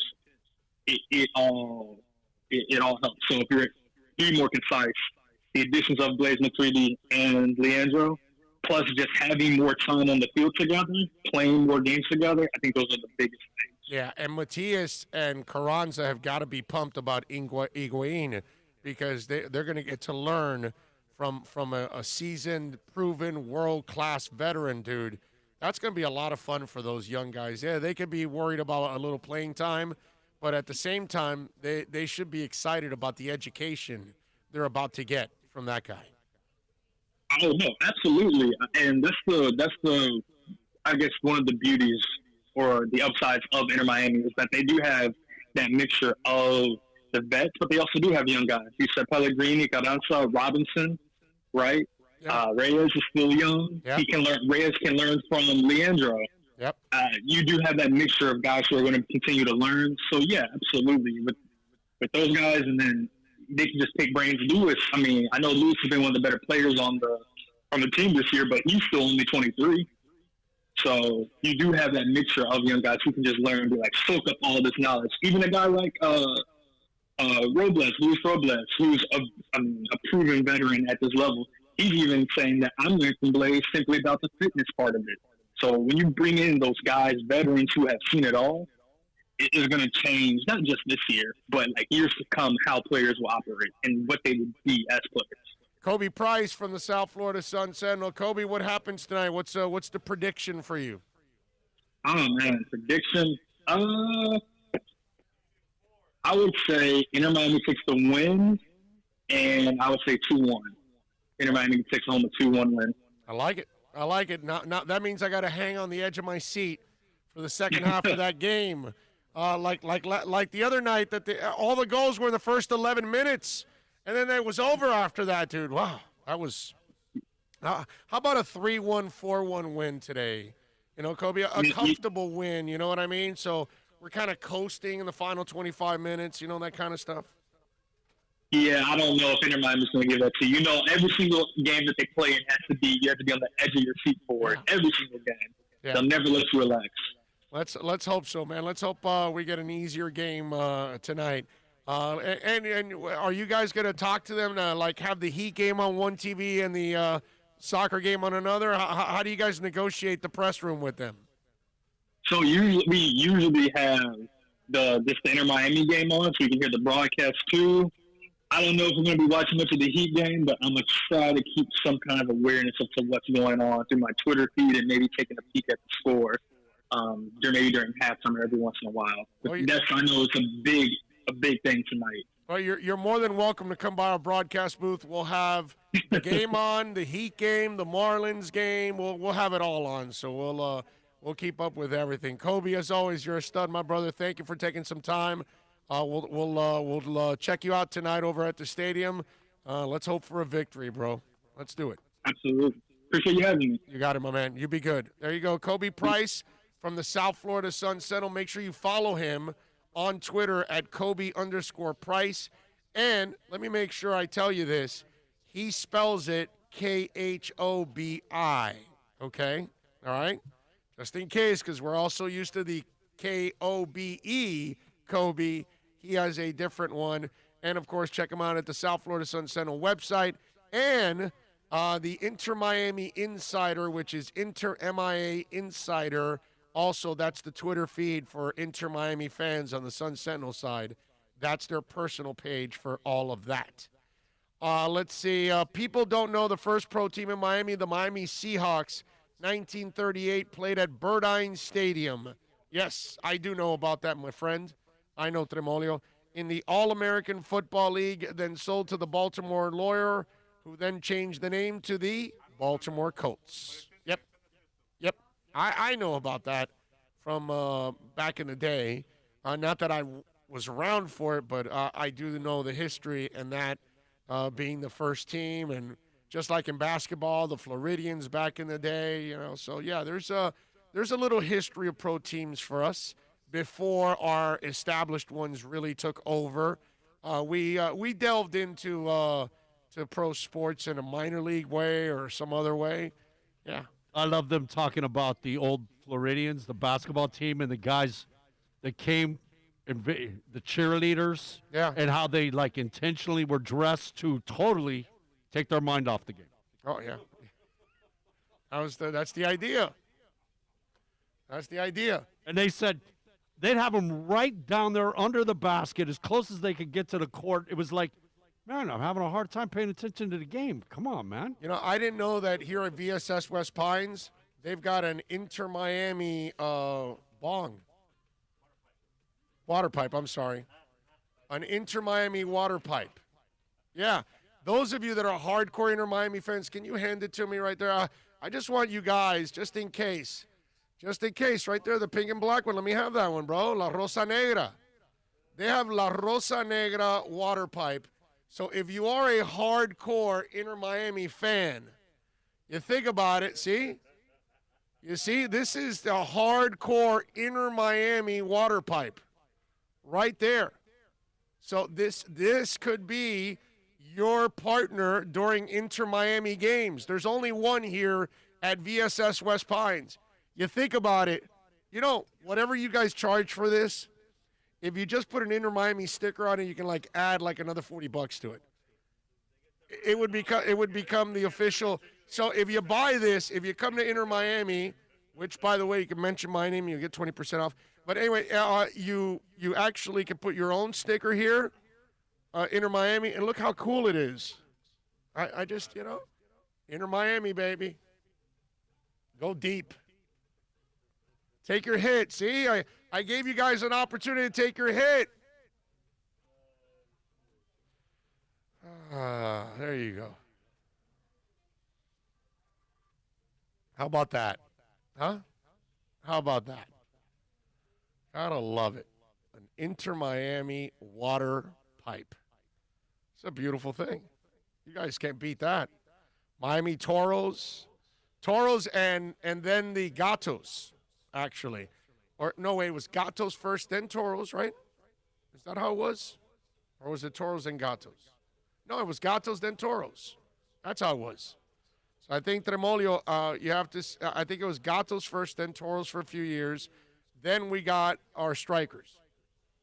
I think that's what happened. Steve David was the badass of the Toros. He scored like, I think like in one season he scored like 25 goals or something. Dude was pretty damn good. Number 7, Steve David. There you go. Is Steve David still with us? I wonder. You know? Remember when the Dolphins and Canes both played in the Orange Bowl? Yeah, that's how I grew up. It's not like a distant memory that like never happened or barely happened for me. That was my norm. That was the Dolphins and the Canes in the same building. Herman, you look kind of young, so for you it's kind of like a distant memory. But for me, that's like, those are my good memories right there. Those are the great memories. I mean, it doesn't get any better than the Dolphins and the Canes in the Orange Bowl. That's when we were at our peak for both of those sports. You know what I mean? So yeah, of course I remember that, because that's the rich history of both teams are there, actually. They haven't built any kind of history in the new stadium. They really haven't. It just, you know, I know the 01 Canes, at least we had the new stadium by then, but really overall, it hasn't been a dominant team in that building yet. It's coming. Hopefully Manny will turn this thing around, and I know that Greer and Flores are going to turn this thing around. There's no doubt about that. Super Boom Shack says, I love sitting in the west side of the OB and seeing downtown and the palm trees by the scoreboard. Amen. Those were the days, man.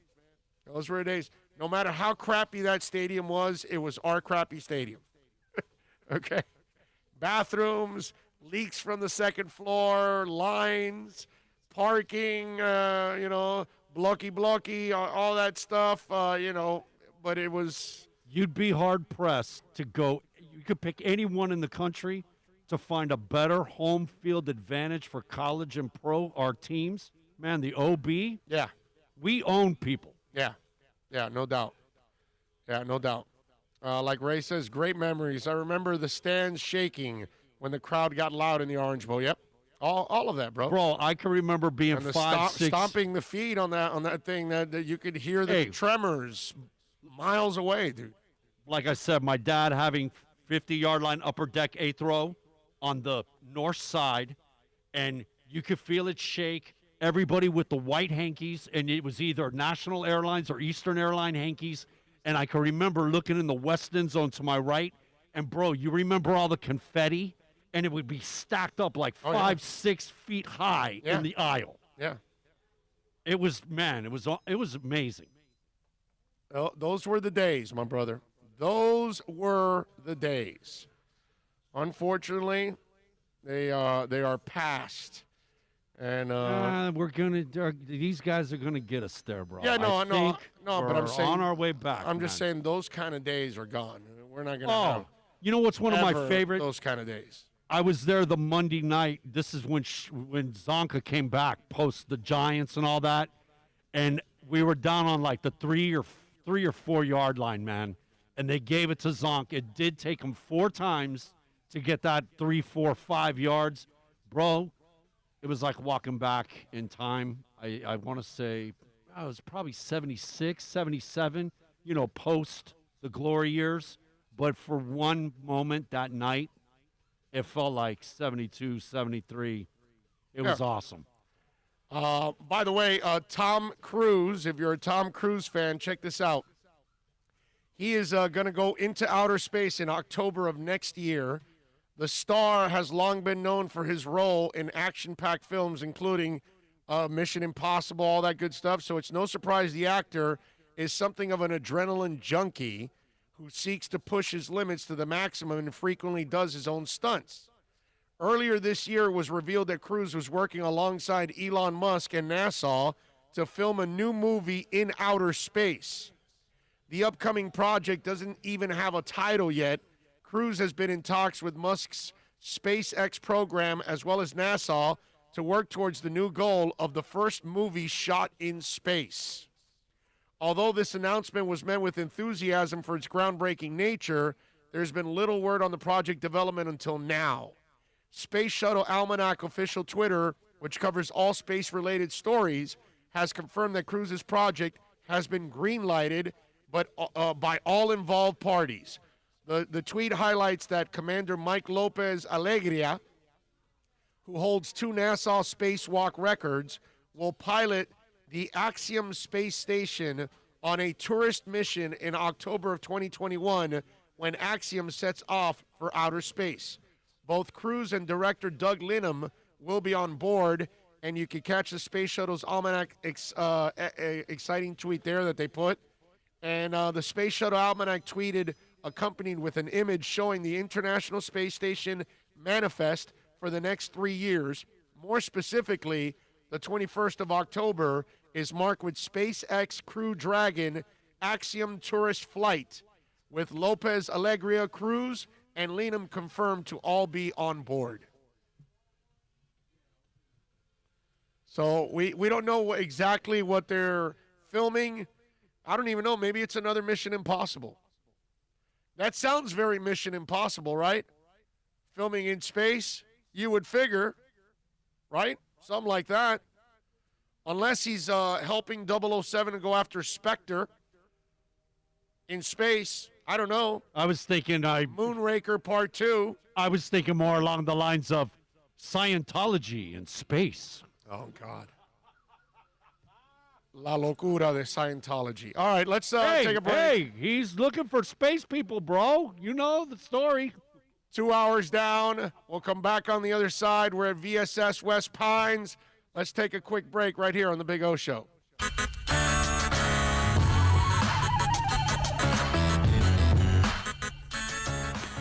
because premium sport compact sedan is at Acura of Pembroke Pines, and this is how we do it. 2020 ILX, $199 a month, $199. And Acura of Pembroke Pines, the #1 volume Acura dealer. Hey, it's Big O. For all of your family dental needs, please reach out to Moody's Dental. I've known Eric for a while, a big fan of our show. Call him at 305-821-0231. Whether it's you or your kids that need some dental help, whether it's implants, Invisaligns, they are the experts. Or if you're just looking to fill a cavity or clean your teeth, or maybe even get a crown, you are going to love the professionalism, the family-like atmosphere. And of course, when you talk about being clean, that's what it's all about in today's society. You are going to go to an extremely clean place. Go to moodyusdental.com, go to the website, follow them on Facebook, Instagram, and Twitter at Moody's Dental. Tell them that Big O sent you, 305-821-0231, or go to moodyusdental.com.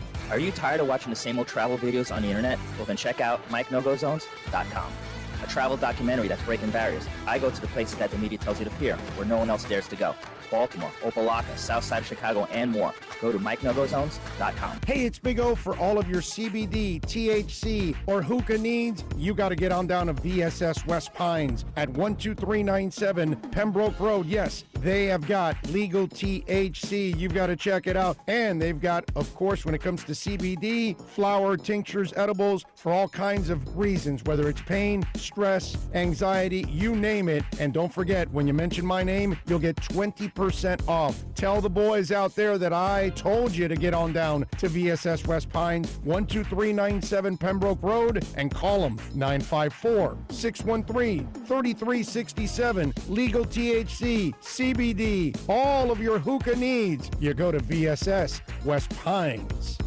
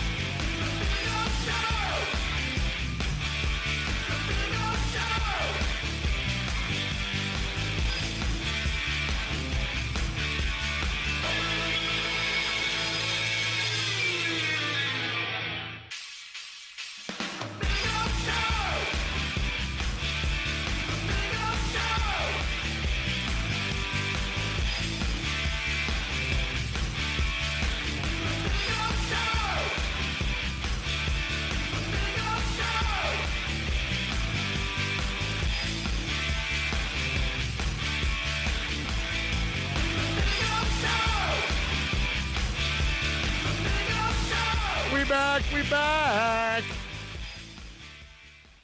Ah, yes, plenty to talk about. Let me get into, we love talking a little music on the show. There's always plenty of music things to talk about. I always come up with some stuff. First of all, a couple birthdays. Ray Charles, born on this day back in 1930. The great blues singer, passed away on the 10th of June in 2004 at the age of 73. In 1943, to all the girls. Anyway, Julio Iglesias, the Spanish singer, was born on this date back in 1943. So you got Ray Charles, Julio Iglesias, and in 1949 on this date, the boss was born, Bruce Springsteen. So a giant in blues, a giant in Spanish, and a giant in rock in Bruce Springsteen. Singer, songwriter, the boss, baby, born in 1949 on this date. And Born to Run, his album, which showcased the talent for finding the grandeur in the struggles of daily American life, has sold more than 65 million albums in the United States and more than 120 million worldwide. That's just that album. The guy's a badass, bro. He's just a badass. I mean, there's no other way to explain how much of a badass Bruce Springsteen is, man. All right, some of the events on this date in music history. David Bowie released Heroes, a single co-written by Bowie and Brian Eno. The track features King Crimson guitarist Robert Fripp and has gone on to become one of Bowie's signature songs. Released on this date back in 1977. In 1980, on this date, Bob Marley collapsed on a stage during a concert at the Stanley Theater in Pittsburgh. Marley collapsed in New York's Central Park while jogging 2 days before and was told to immediately cancel the U.S. leg, but flew to Pittsburgh to perform one final performance. This was the last time Marley ever appeared on a stage performing. Marley died of cancer in May of 1981. In 1989, Milli Vanilli started a 2-week run at number 1 on the U.S. singles charts with Girl, I'm Gonna Miss You. Their number 1 hit in the U.S., number 2 in the U.K., and followed up the Girl, You Know It's True, which, of course, who? What is it, Best New Artist? They started the run of, if you won Best New Artist, right? I forgot. I think they were the start of, like, if you won Best New Artist, you disappeared. Oh, okay, maybe. I'm not sure. It's like a little run for a few years that you had, and Milli Vanilli, I think, was the one that, jinxed it. Okay. In 95 on this date, Shaggy, the Jamaican reggae singer, scored a number 1 UK single with a Boombastic. Oh, fantastic. And, of course, it was the top of the charts 1 week later in the U.S. also. Shaggy. You know what? Every time I hear that song, Boombastic, it reminds me of one person and one person only. And that person, most of you would never think of either. Okay? But I do, because I love the guy. I listen to him religiously. He's one of my idols in this business, and that's Ed Kaplan.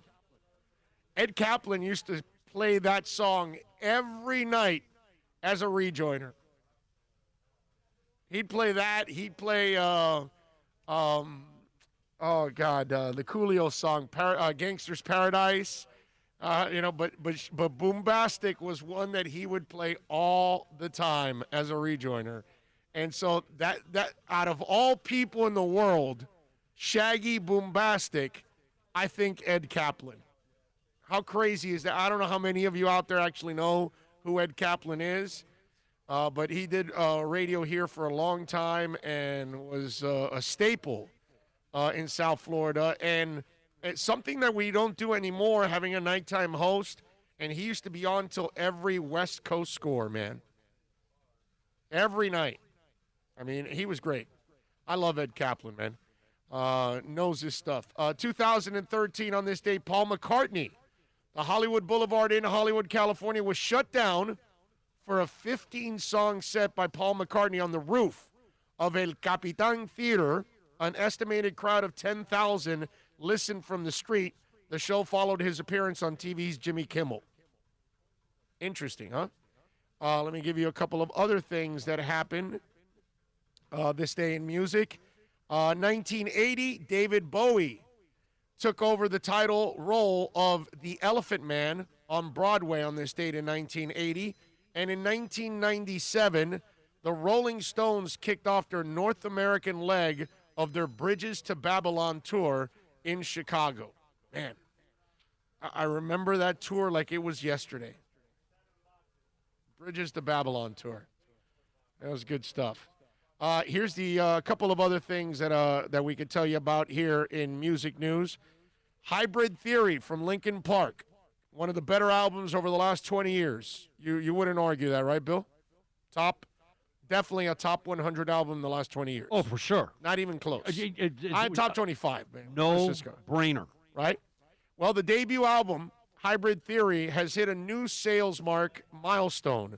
The project has officially been certified 12 times platinum now by the RIAA, which is the Recording Industry Association of America. The U.S. sales in excess of 12 million copies. The news comes as Linkin Park prepares to release a series of expanded 20th anniversary reissues of the record on October 9th. The 2020 series will also include the original record, along with demos, rarities, and B-sides, a DVD, 95-plus minutes of never-seen-before footage, and other extras will be available in multiple configurations, including a Super Box Deluxe, a vinyl box set, a deluxe CD, and digital. There you go. Billed as the best-selling debut of the 21st century, Hybrid Theory features 4 hit songs: One Step Closer, Crawling, Paper Cut, and In the End. And in the end, I would tell you, every song on that album is good. That's what I would tell you. Oh, both of man, their first 2 albums. Just put them on. Let them go. They're awesome. Don't they have some YouTube download record, like or play? Their song hit some ridiculous millions of number plays or something? Yeah. Okay. Yeah. Keith Richards, I just told you about the Stones. Well, you remember the album Some Girls, which is, I remember that album. I bought it in New Jersey. I was staying with my cousins in Passaic, New Jersey, and I was there for the summer. I would go every summer in the middle 70s then, back up there, and I did it like 4 years in a row. So one of those summers, which was the 78 album, so it was the summer of 78, I remember I was there 4 summers in a row. I think the summer before was the Son of Sam summer, that he was in his killing spree, if I remember correctly. I remember my mom would call up every night, "Is everything all right?" The Summer of Sam? Yeah. You know what? That's 77, the World Series. Yeah. And, they talk about, actually, during the broadcast, they mentioned, hey, they caught the Son of Sam. Yeah. I was, there's also the blackout in New York that summer. Yes. Yes. Big bunch of stories there. So Some Girls, it was an enormous album for the Stones, obviously. And so a guitar used by Keith Richards during the recording of that album and the tour, Some Girls, will be auctioned off in Los Angeles on September 24th. The bidding is starting at $1.2 million. Okay? Nate Sanders Auctions will host the event for the guitar, which is signed and inscribed to Doc, Love, and Prescriptions, Keith Richards. The guitar was custom made for Richards by his go-to luthier, Ted Newman, whose mother of pearl inset on the back of the guitar read N77, indicating the year it was made, shortly before the recording sessions for Some Girls in October of 77. Richard is photographed holding the guitar in the Rolling Stones gear, all the Stones instruments from the stage to studio by Andy Babiuk and Greg Prevost, and the guitar is further accompanied by a letter of authenticity who writes at length about it, giving the history of the guitar. All right? The letter reads in part, the instrument was a guitar that Newman built for Keith, copying the style of a Fender Telecaster body and using an actual Fender Telecaster rosewood model neck. Keith used the guitar as a Newman original built in for the Rolling Stones Some Girls recording video and on the 78 Some Girls tour. And that's the album that has Miss You, Respectable, Some Girls, Shattered, Beast of Burden. It's a great album. It's a great album. I remember that summer, I think it might have been another summer. It might not have been the same summer that I bought Peter Frampton. Peter Frampton Live. Can you look it up? What year was Peter Frampton Live? Because that was another one that I bought there also in Jersey. Because there was a record store about a mile away. My cousins live by Lincoln number 4, if any of you know where that's at in Passaic. And so they were right off of Broadway was their street. And about a mile down, I'm going off memory from the 70s, but about a mile down there was this stretch where there were some stores and there was a record store there. Couldn't tell you the name, couldn't tell you anything, But I remember that I would have my cousin take me to that record store like once a week just so I could like fiddle through all the records, and I would end up buying one. And I believe, what year was Frampton's live? It was released January 6th, 1976. So, okay, so during that, that's why I didn't think it was the same summer. But I remember, obviously, 2 summers before that, I bought the Peter Frampton one, also there. I remember that because I bought several albums because every time I would come home after the summer, I would come home with a couple of albums every single time. And I remember Some Girls and Frampton Comes Alive were 2 albums that I bought up there back in the day. So there's my story, and I'm sticking to it. And no, I don't have the money to, not that I would even bid on Keith Richards' guitar. I mean, although I will say this, if you do win that guitar, by simply holding Keith Richards' guitar, do you get high? Something to contemplate. No, but you might talk like Jack Sparrow. Okay. Do you know that that's where Johnny Depp got doing Richards? No, I didn't know that. That's where he got the idea, the way he talked, and all that. It's Keith Richards. Do you know when Lenny Kravitz got the bug for rock and roll? Well, I know who his mom is. No, that's not what I'm asking. Stay on subject. No, I have no idea. Neither would I until this morning. It was the day he discovered weed and Led Zeppelin, which kind of, goes hand in hand. I was going to say, that's absolutely perfect. Yeah, so Lenny Kravitz recalled how he just started enjoying his first high from weed as a friend introduced him to the music of Led Zeppelin. The future star was hanging out with 2 school friends in an unused church, which that's kind of weird, during a break when the incident took place. In his upcoming memoir, Let Love Rule, he says, during an escape from school in a deserted courtyard, Shannon broke out a joint. It was passed out to Derek and to me, Kravitz wrote in the book, which will be published October 6th. I had tried weed a couple times before, but never felt much. I took a puff and exhaled. Still no effect. Shannon told me, hold it in longer. I did it, and this time, something shifted. At precisely the same time the head rush hit, Derek slipped in a cassette in his boombox. Kravitz noticed that it was the moment, maybe the moment, that my head exploded. My mind blew up, and the sound of the screaming guitar, the crazed vocals, the blasting beat, I was knocked on my ass. I hadn't even heard of Led Zeppelin. I didn't even know the names Robert Plant, Jimmy Page, John Paul Jones, and Jason Bonham. All I knew was this music was electrifying every cell of my body.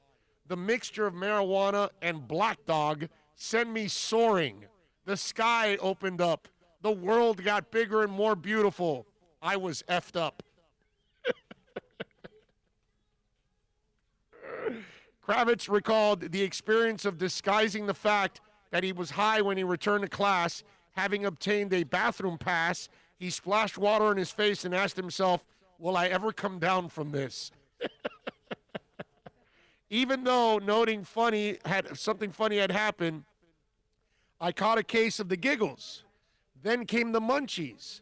I could have eaten a mountain of pizzas. I went back to class still high, but I was able to hide it. On the first day of being stoned out of my mind, I learned to maintain a skill that I would regularly employ for years to come. He goes, on the same day, at the same time, I turned into a pothead and a Zepp head. Before the end of the week, I bought every single Led Zeppelin cassette. Marijuana and rock and roll became a steady diet. I'm just, his mom, I'm just thinking, like, is this when she was, doing the Jeffersons and, like, I don't know. What's the correlation to that? I don't know. But what a killer story, bro. I already like Lenny Kravitz as it is. Oh, yeah, man. I like him more now, you know what I mean? Because at least he's willing to be honest about, Dude, you want to talk. Being a kid and growing up and all the crazy things that people do. You know what I mean? Lenny is a badass, bro. Yeah. Every video, he would have all these hot supermodels, and guess who Lenny would be dating shortly thereafter? Guy was a lady killer, bro. Oh, yeah. Well, still is, I'm sure, dude. Still You know is. what? Yeah, he probably, I'm sure he is. Yeah, man. First of all, let's catch up with a couple of super chats. Alex Diaz, thank you, sir. Appreciate you with the super chat.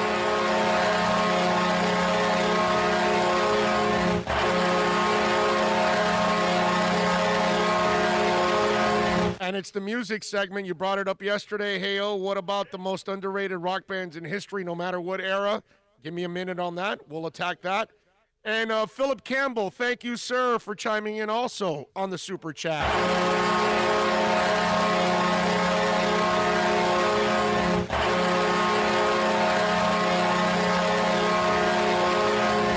All right, so I'll get to that in a second. And let me tell you one more thing that's going to be really twisted in music that's about to happen, okay? Now, I like this band a lot. This artist, I'm a huge fan of his. In fact, we were talking about him just a day or two ago, maybe 2 days ago, and I said I have every album of his. Love him. And that's Lemmy Kilmister and Motorhead, okay? Remember we were talking about it, that they don't have a silver album, they don't have a gold, they don't have a platinum, which is like the weirdest thing that Motorhead, like, are you kidding me? Like, they're well known. Not one of their albums has sold 300,000 copies. Not one of their albums sold 500,000. They never had a platinum album. I just told you Hybrid Theory went to 12 times platinum in the U.S. Okay? I don't know how many more times it's gone platinum in different countries all over the world, because that's a great album. So, Lemmy Kilmister and Motorhead. So they say everybody has their own individual scent. Similarly, there is a uniqueness like our fingerprints. Have you ever wondered what Lemmy Kilmister smelled like? It's probably not hard to guess, but now you can actually recreate his presence with a Motorhead candle. It's inspired by the Ace of Spades self-titled track. The iconic Motorhead album is turning 40 next year, and the band has announced several special releases to commemorate it. The box set that turns into a gambling table, and now the candle company has announced an official licensed Motorhead candle, which, according to the description, smells like smoked whiskey and oak and has a burn time of 70 to 80 hours. Okay? Website also has an entire collection of candles inspired by rock and metal songs, including Paint It Black, Gold Dust Woman, London Calling, White Wedding, and more. There's even one called Heavy Metal, which has the aroma of beer. But I got to tell you something. I love Lemmy Kilmister, but I almost got the feeling that, you know, after Lemmy was hanging out at the Rainbow for a couple of hours, smoking up a storm, like 800 cigarettes in a row, drinking a lot of liquor, I don't know if he's smelling all that good. You know, I love Lemmy, but I don't know if I want Lemmy's smell around me all the time. You know leather what I'm saying? pants. A lot of leather, you know. Sweaty leather pants. You know. I don't know about that, dude. I don't know if I want a Lemmy Kilmister smelling like, hey, what's that crap? Damn. Smells like somebody was partying. Yeah, Lemmy was here. I don't know, man. That's kind of weird. A Lemmy Kilmister candle. I don't know if I can go with that one. All right, so Alex Diaz is asking the most underrated bands, rock bands, in history, no matter what era. That's a great question because it has to be, okay, so first of all, let's define this. If we're talking about underrated, then they don't have a lot of big songs. They have no big songs, in fact. Okay? They may have some known songs, but not, it can't be enormous because then, then you would have gotten big at one point, right? They get disqualified. Right. So they haven't sold a lot. They don't have a lot of those signature type hits. And let's say they need to be around several albums, right? It can't be like a one album type deal. or 2 albums or something. It's got to be a band that put out several albums of music and yet didn't become what they should have become. UFO is one of those bands. UFO is loved by hardcore rockers. But UFO is not a band like AC/DC or Boston or whatever that everybody knows those bands. UFO is one of those bands that might be an under the radar that I don't think ever got the love that they deserve. I would go with UFO as a band that I would go under the radar, and they're to this day they're still making albums. You know, they were just their last album just came out a few years ago.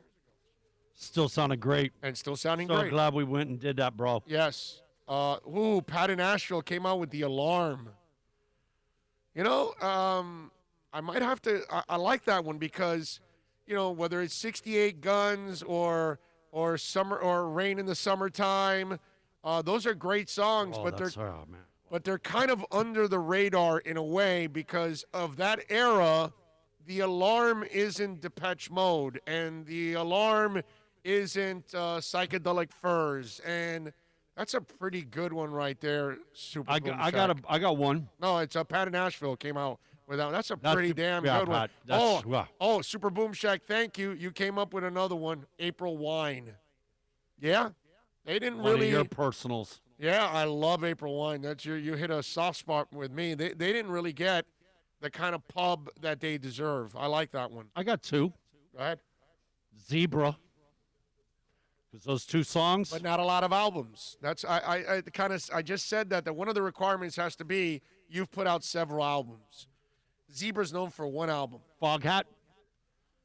Foghat, come on, dude. Slow Ride is like enormous. I know, but it's in Guitar Hero. It's like people know about it.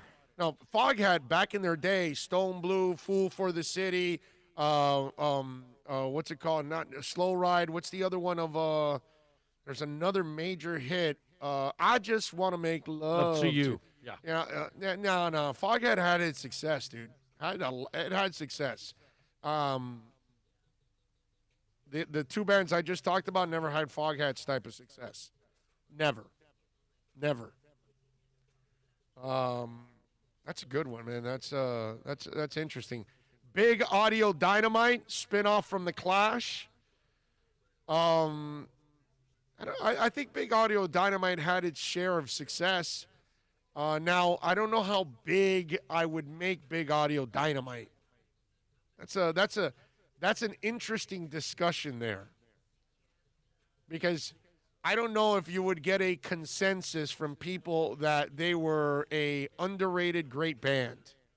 You know what I mean? They had some hits. I've got some of their stuff. I like Big Audio Dynamite. I'd put Badfinger on the underrated list. Interesting. I don't know if I would put them in the category where they see. I guess that would be a subjective type of thing with Badfinger.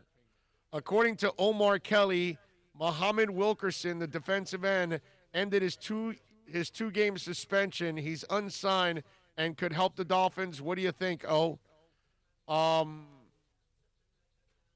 all depends on what he wants, my brother. You know what I mean? I'm not in the panic mode like maybe Omar is a little bit now, and some of the guys that are riding around the Dolphins, and it's almost like they can't do anything right now, and it's like, well, wait a minute, they're 2 games in, dude, and you've played running quarterbacks. You gotta take it easy here. Let's give it a couple more weeks before we say, oh, they can't. All the guys we signed suck and they can't pass. They can't rush the passer. I'm not ready for that yet. You know what I mean? So I don't know. That's just me. I mean, that's the way I would look at it. I don't know if it all depends. If he's looking for a lot of money, no.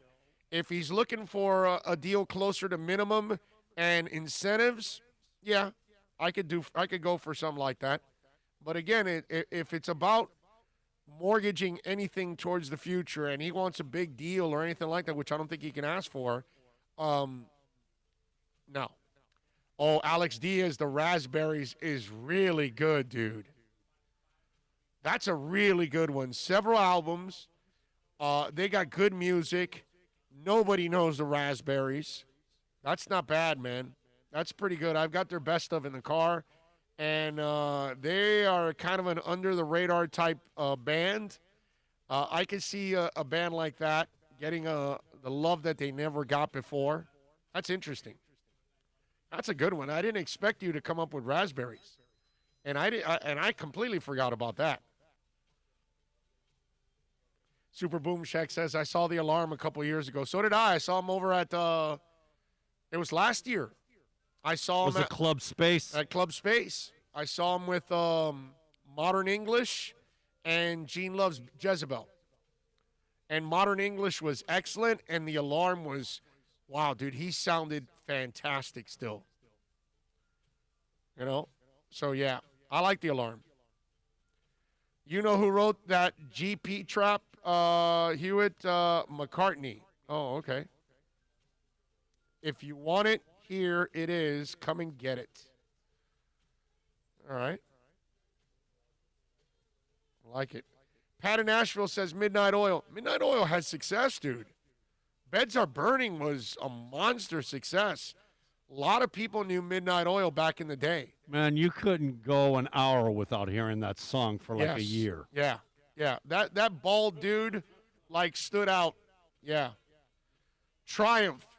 That's, you can look at Triumph like, I think hardcore rockers know Triumph, but towards the end they did have success because Lost in a World of Fantasy, look what it's done to me. That album, what's the name of that album? That was the album that they really broke through. Allied Forces was the one that, like, hardcore fans got behind, right? Because Allied Forces is just a great, great album from Triumph. But then the one right after with A World of Fantasy, that album skyrocketed for them. I'm pretty sure that was a platinum-selling album, if I'm correct. I could look it up. But I think they did get the kind of like the recognition that they deserve. Do you agree, Bill? Like that last album of theirs? Not last album, but the album right after Allied Forces with Lost in a World of Fantasy. Wasn't that the album that commercially finally gave them the love that they deserved? I think so. I think that's when they got to that point. You know what? Never Surrender. They were That's always the album. They were always 1982. so compared to Rush. You know, everybody would do that because the three-piece canon, the whole correlation of those things. Yeah. And they were better than the recognition they got, you know? Yes. Hey, but you know what? It's the sixth studio album of theirs in 82. It reached 26 on the Billboard charts. The singles All the Way in a World of Fantasy and Never Surrender hit 2, 3, and 23 respectively on the mainstream top rock tracks in 83. It's the highest charting song for them, but never sustained the level of popularity with Triumph fans as long as not included in their 85 live album stages. So, you know what? He's right. I thought it sold more, and it didn't. I don't even think it went platinum, this album. How about that? So he's right. I thought this album actually got more love. And I guess because I saw it so much on MTV that I thought it actually, but, I love Triumph. I'm a huge Triumph guy. You know what? I think you're right now on the Triumph thing. Looks like, I guess, Never Surrender really never gave them that success that I thought they got. You're right. I'm wrong, man. They did not get that love. I'm with you there. That happens, man. Super Boom Shack goes, Tommy Two-Tone underrated. Just kidding. Aldo Nova was a no-hit wonder. No, he had 2 hits, bro. He had Fantasy and Monkey on Your Back. He had 2 hits. Give Aldo Nova, at least in his cheetah outfit, a little bit of credit.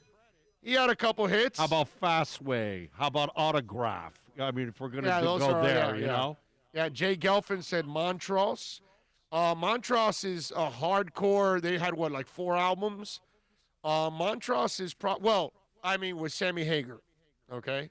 Obviously, Ronnie kept going after, I think. But with Hagar, they had a few albums. Slade, do they deserve greatness is the question with Slade. Like, they had a couple songs, but is it deserving of that kind of praise? I don't know about that one. That one, I guess that would be a subjective type of thing between you and me, Jay. I don't know if I don't know if I hold Slade in that high regard like Triumph I do. Like Triumph and UFO to me I hold in incredibly high regard, and they didn't get that kind of love. Star Castle, I don't know too much about Star Castle, actually. You got me on that one. Star Castle. What does Star Castle sing? Ohio John says, let the defensive line gel. If Greer feels the need to kick the tires on another Taco Charlton, he will. But even then, Taco fizzled out, so you can't get too low or too high on players yet. Well, Taco costs you nothing. The question is, what does this guy want? That's the question. Uriah Heep, Grand Funk Railroad. Grand Funk had its success. Uriah Heep, that's a pretty good one. They're kind of an under-the-radar hell of a band. Bachman Turner Overdrive, man. They had some jams. Yeah, they had some jams, but didn't they got their love. Don Parlamento, Frank Marino, and Mahogany Rush. Wow, that's classic. That's good stuff. You know that Frank Marino, before the pandemic, for the last couple of years, he performs like 3 times a week in Vegas at one of the bars that's in the Link.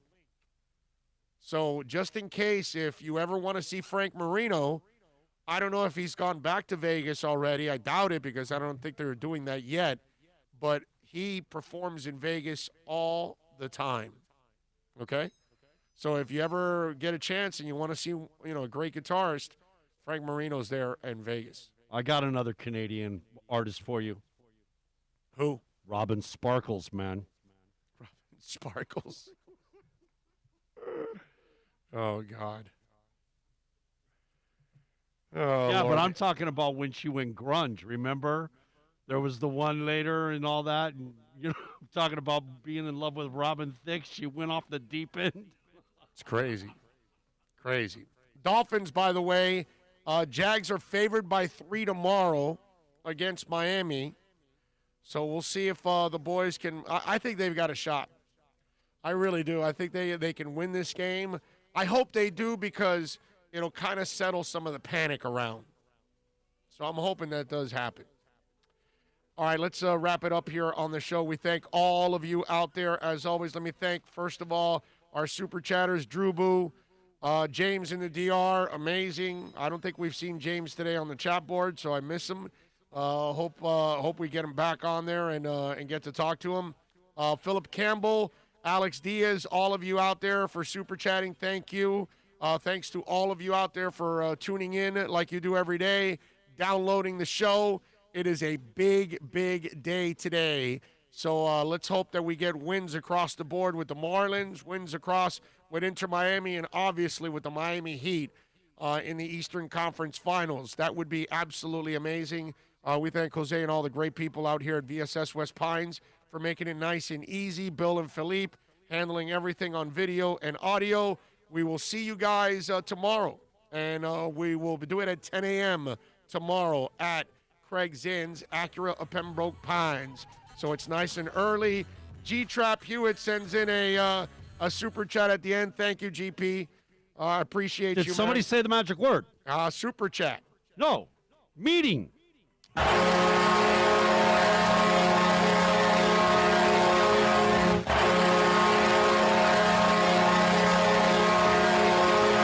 No meeting today, but I appreciate the delay. I had to bust out the Wade today to change the vibe from the last game, man. There we go. It's all right. The go.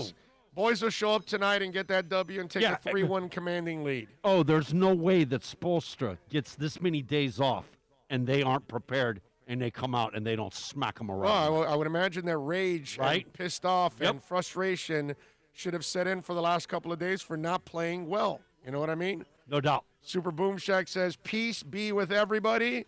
Raging Dolphin Maniac, have a great day, everybody. That's exactly. I echo those sentiments. You guys be good out there. Be safe. Go Heat.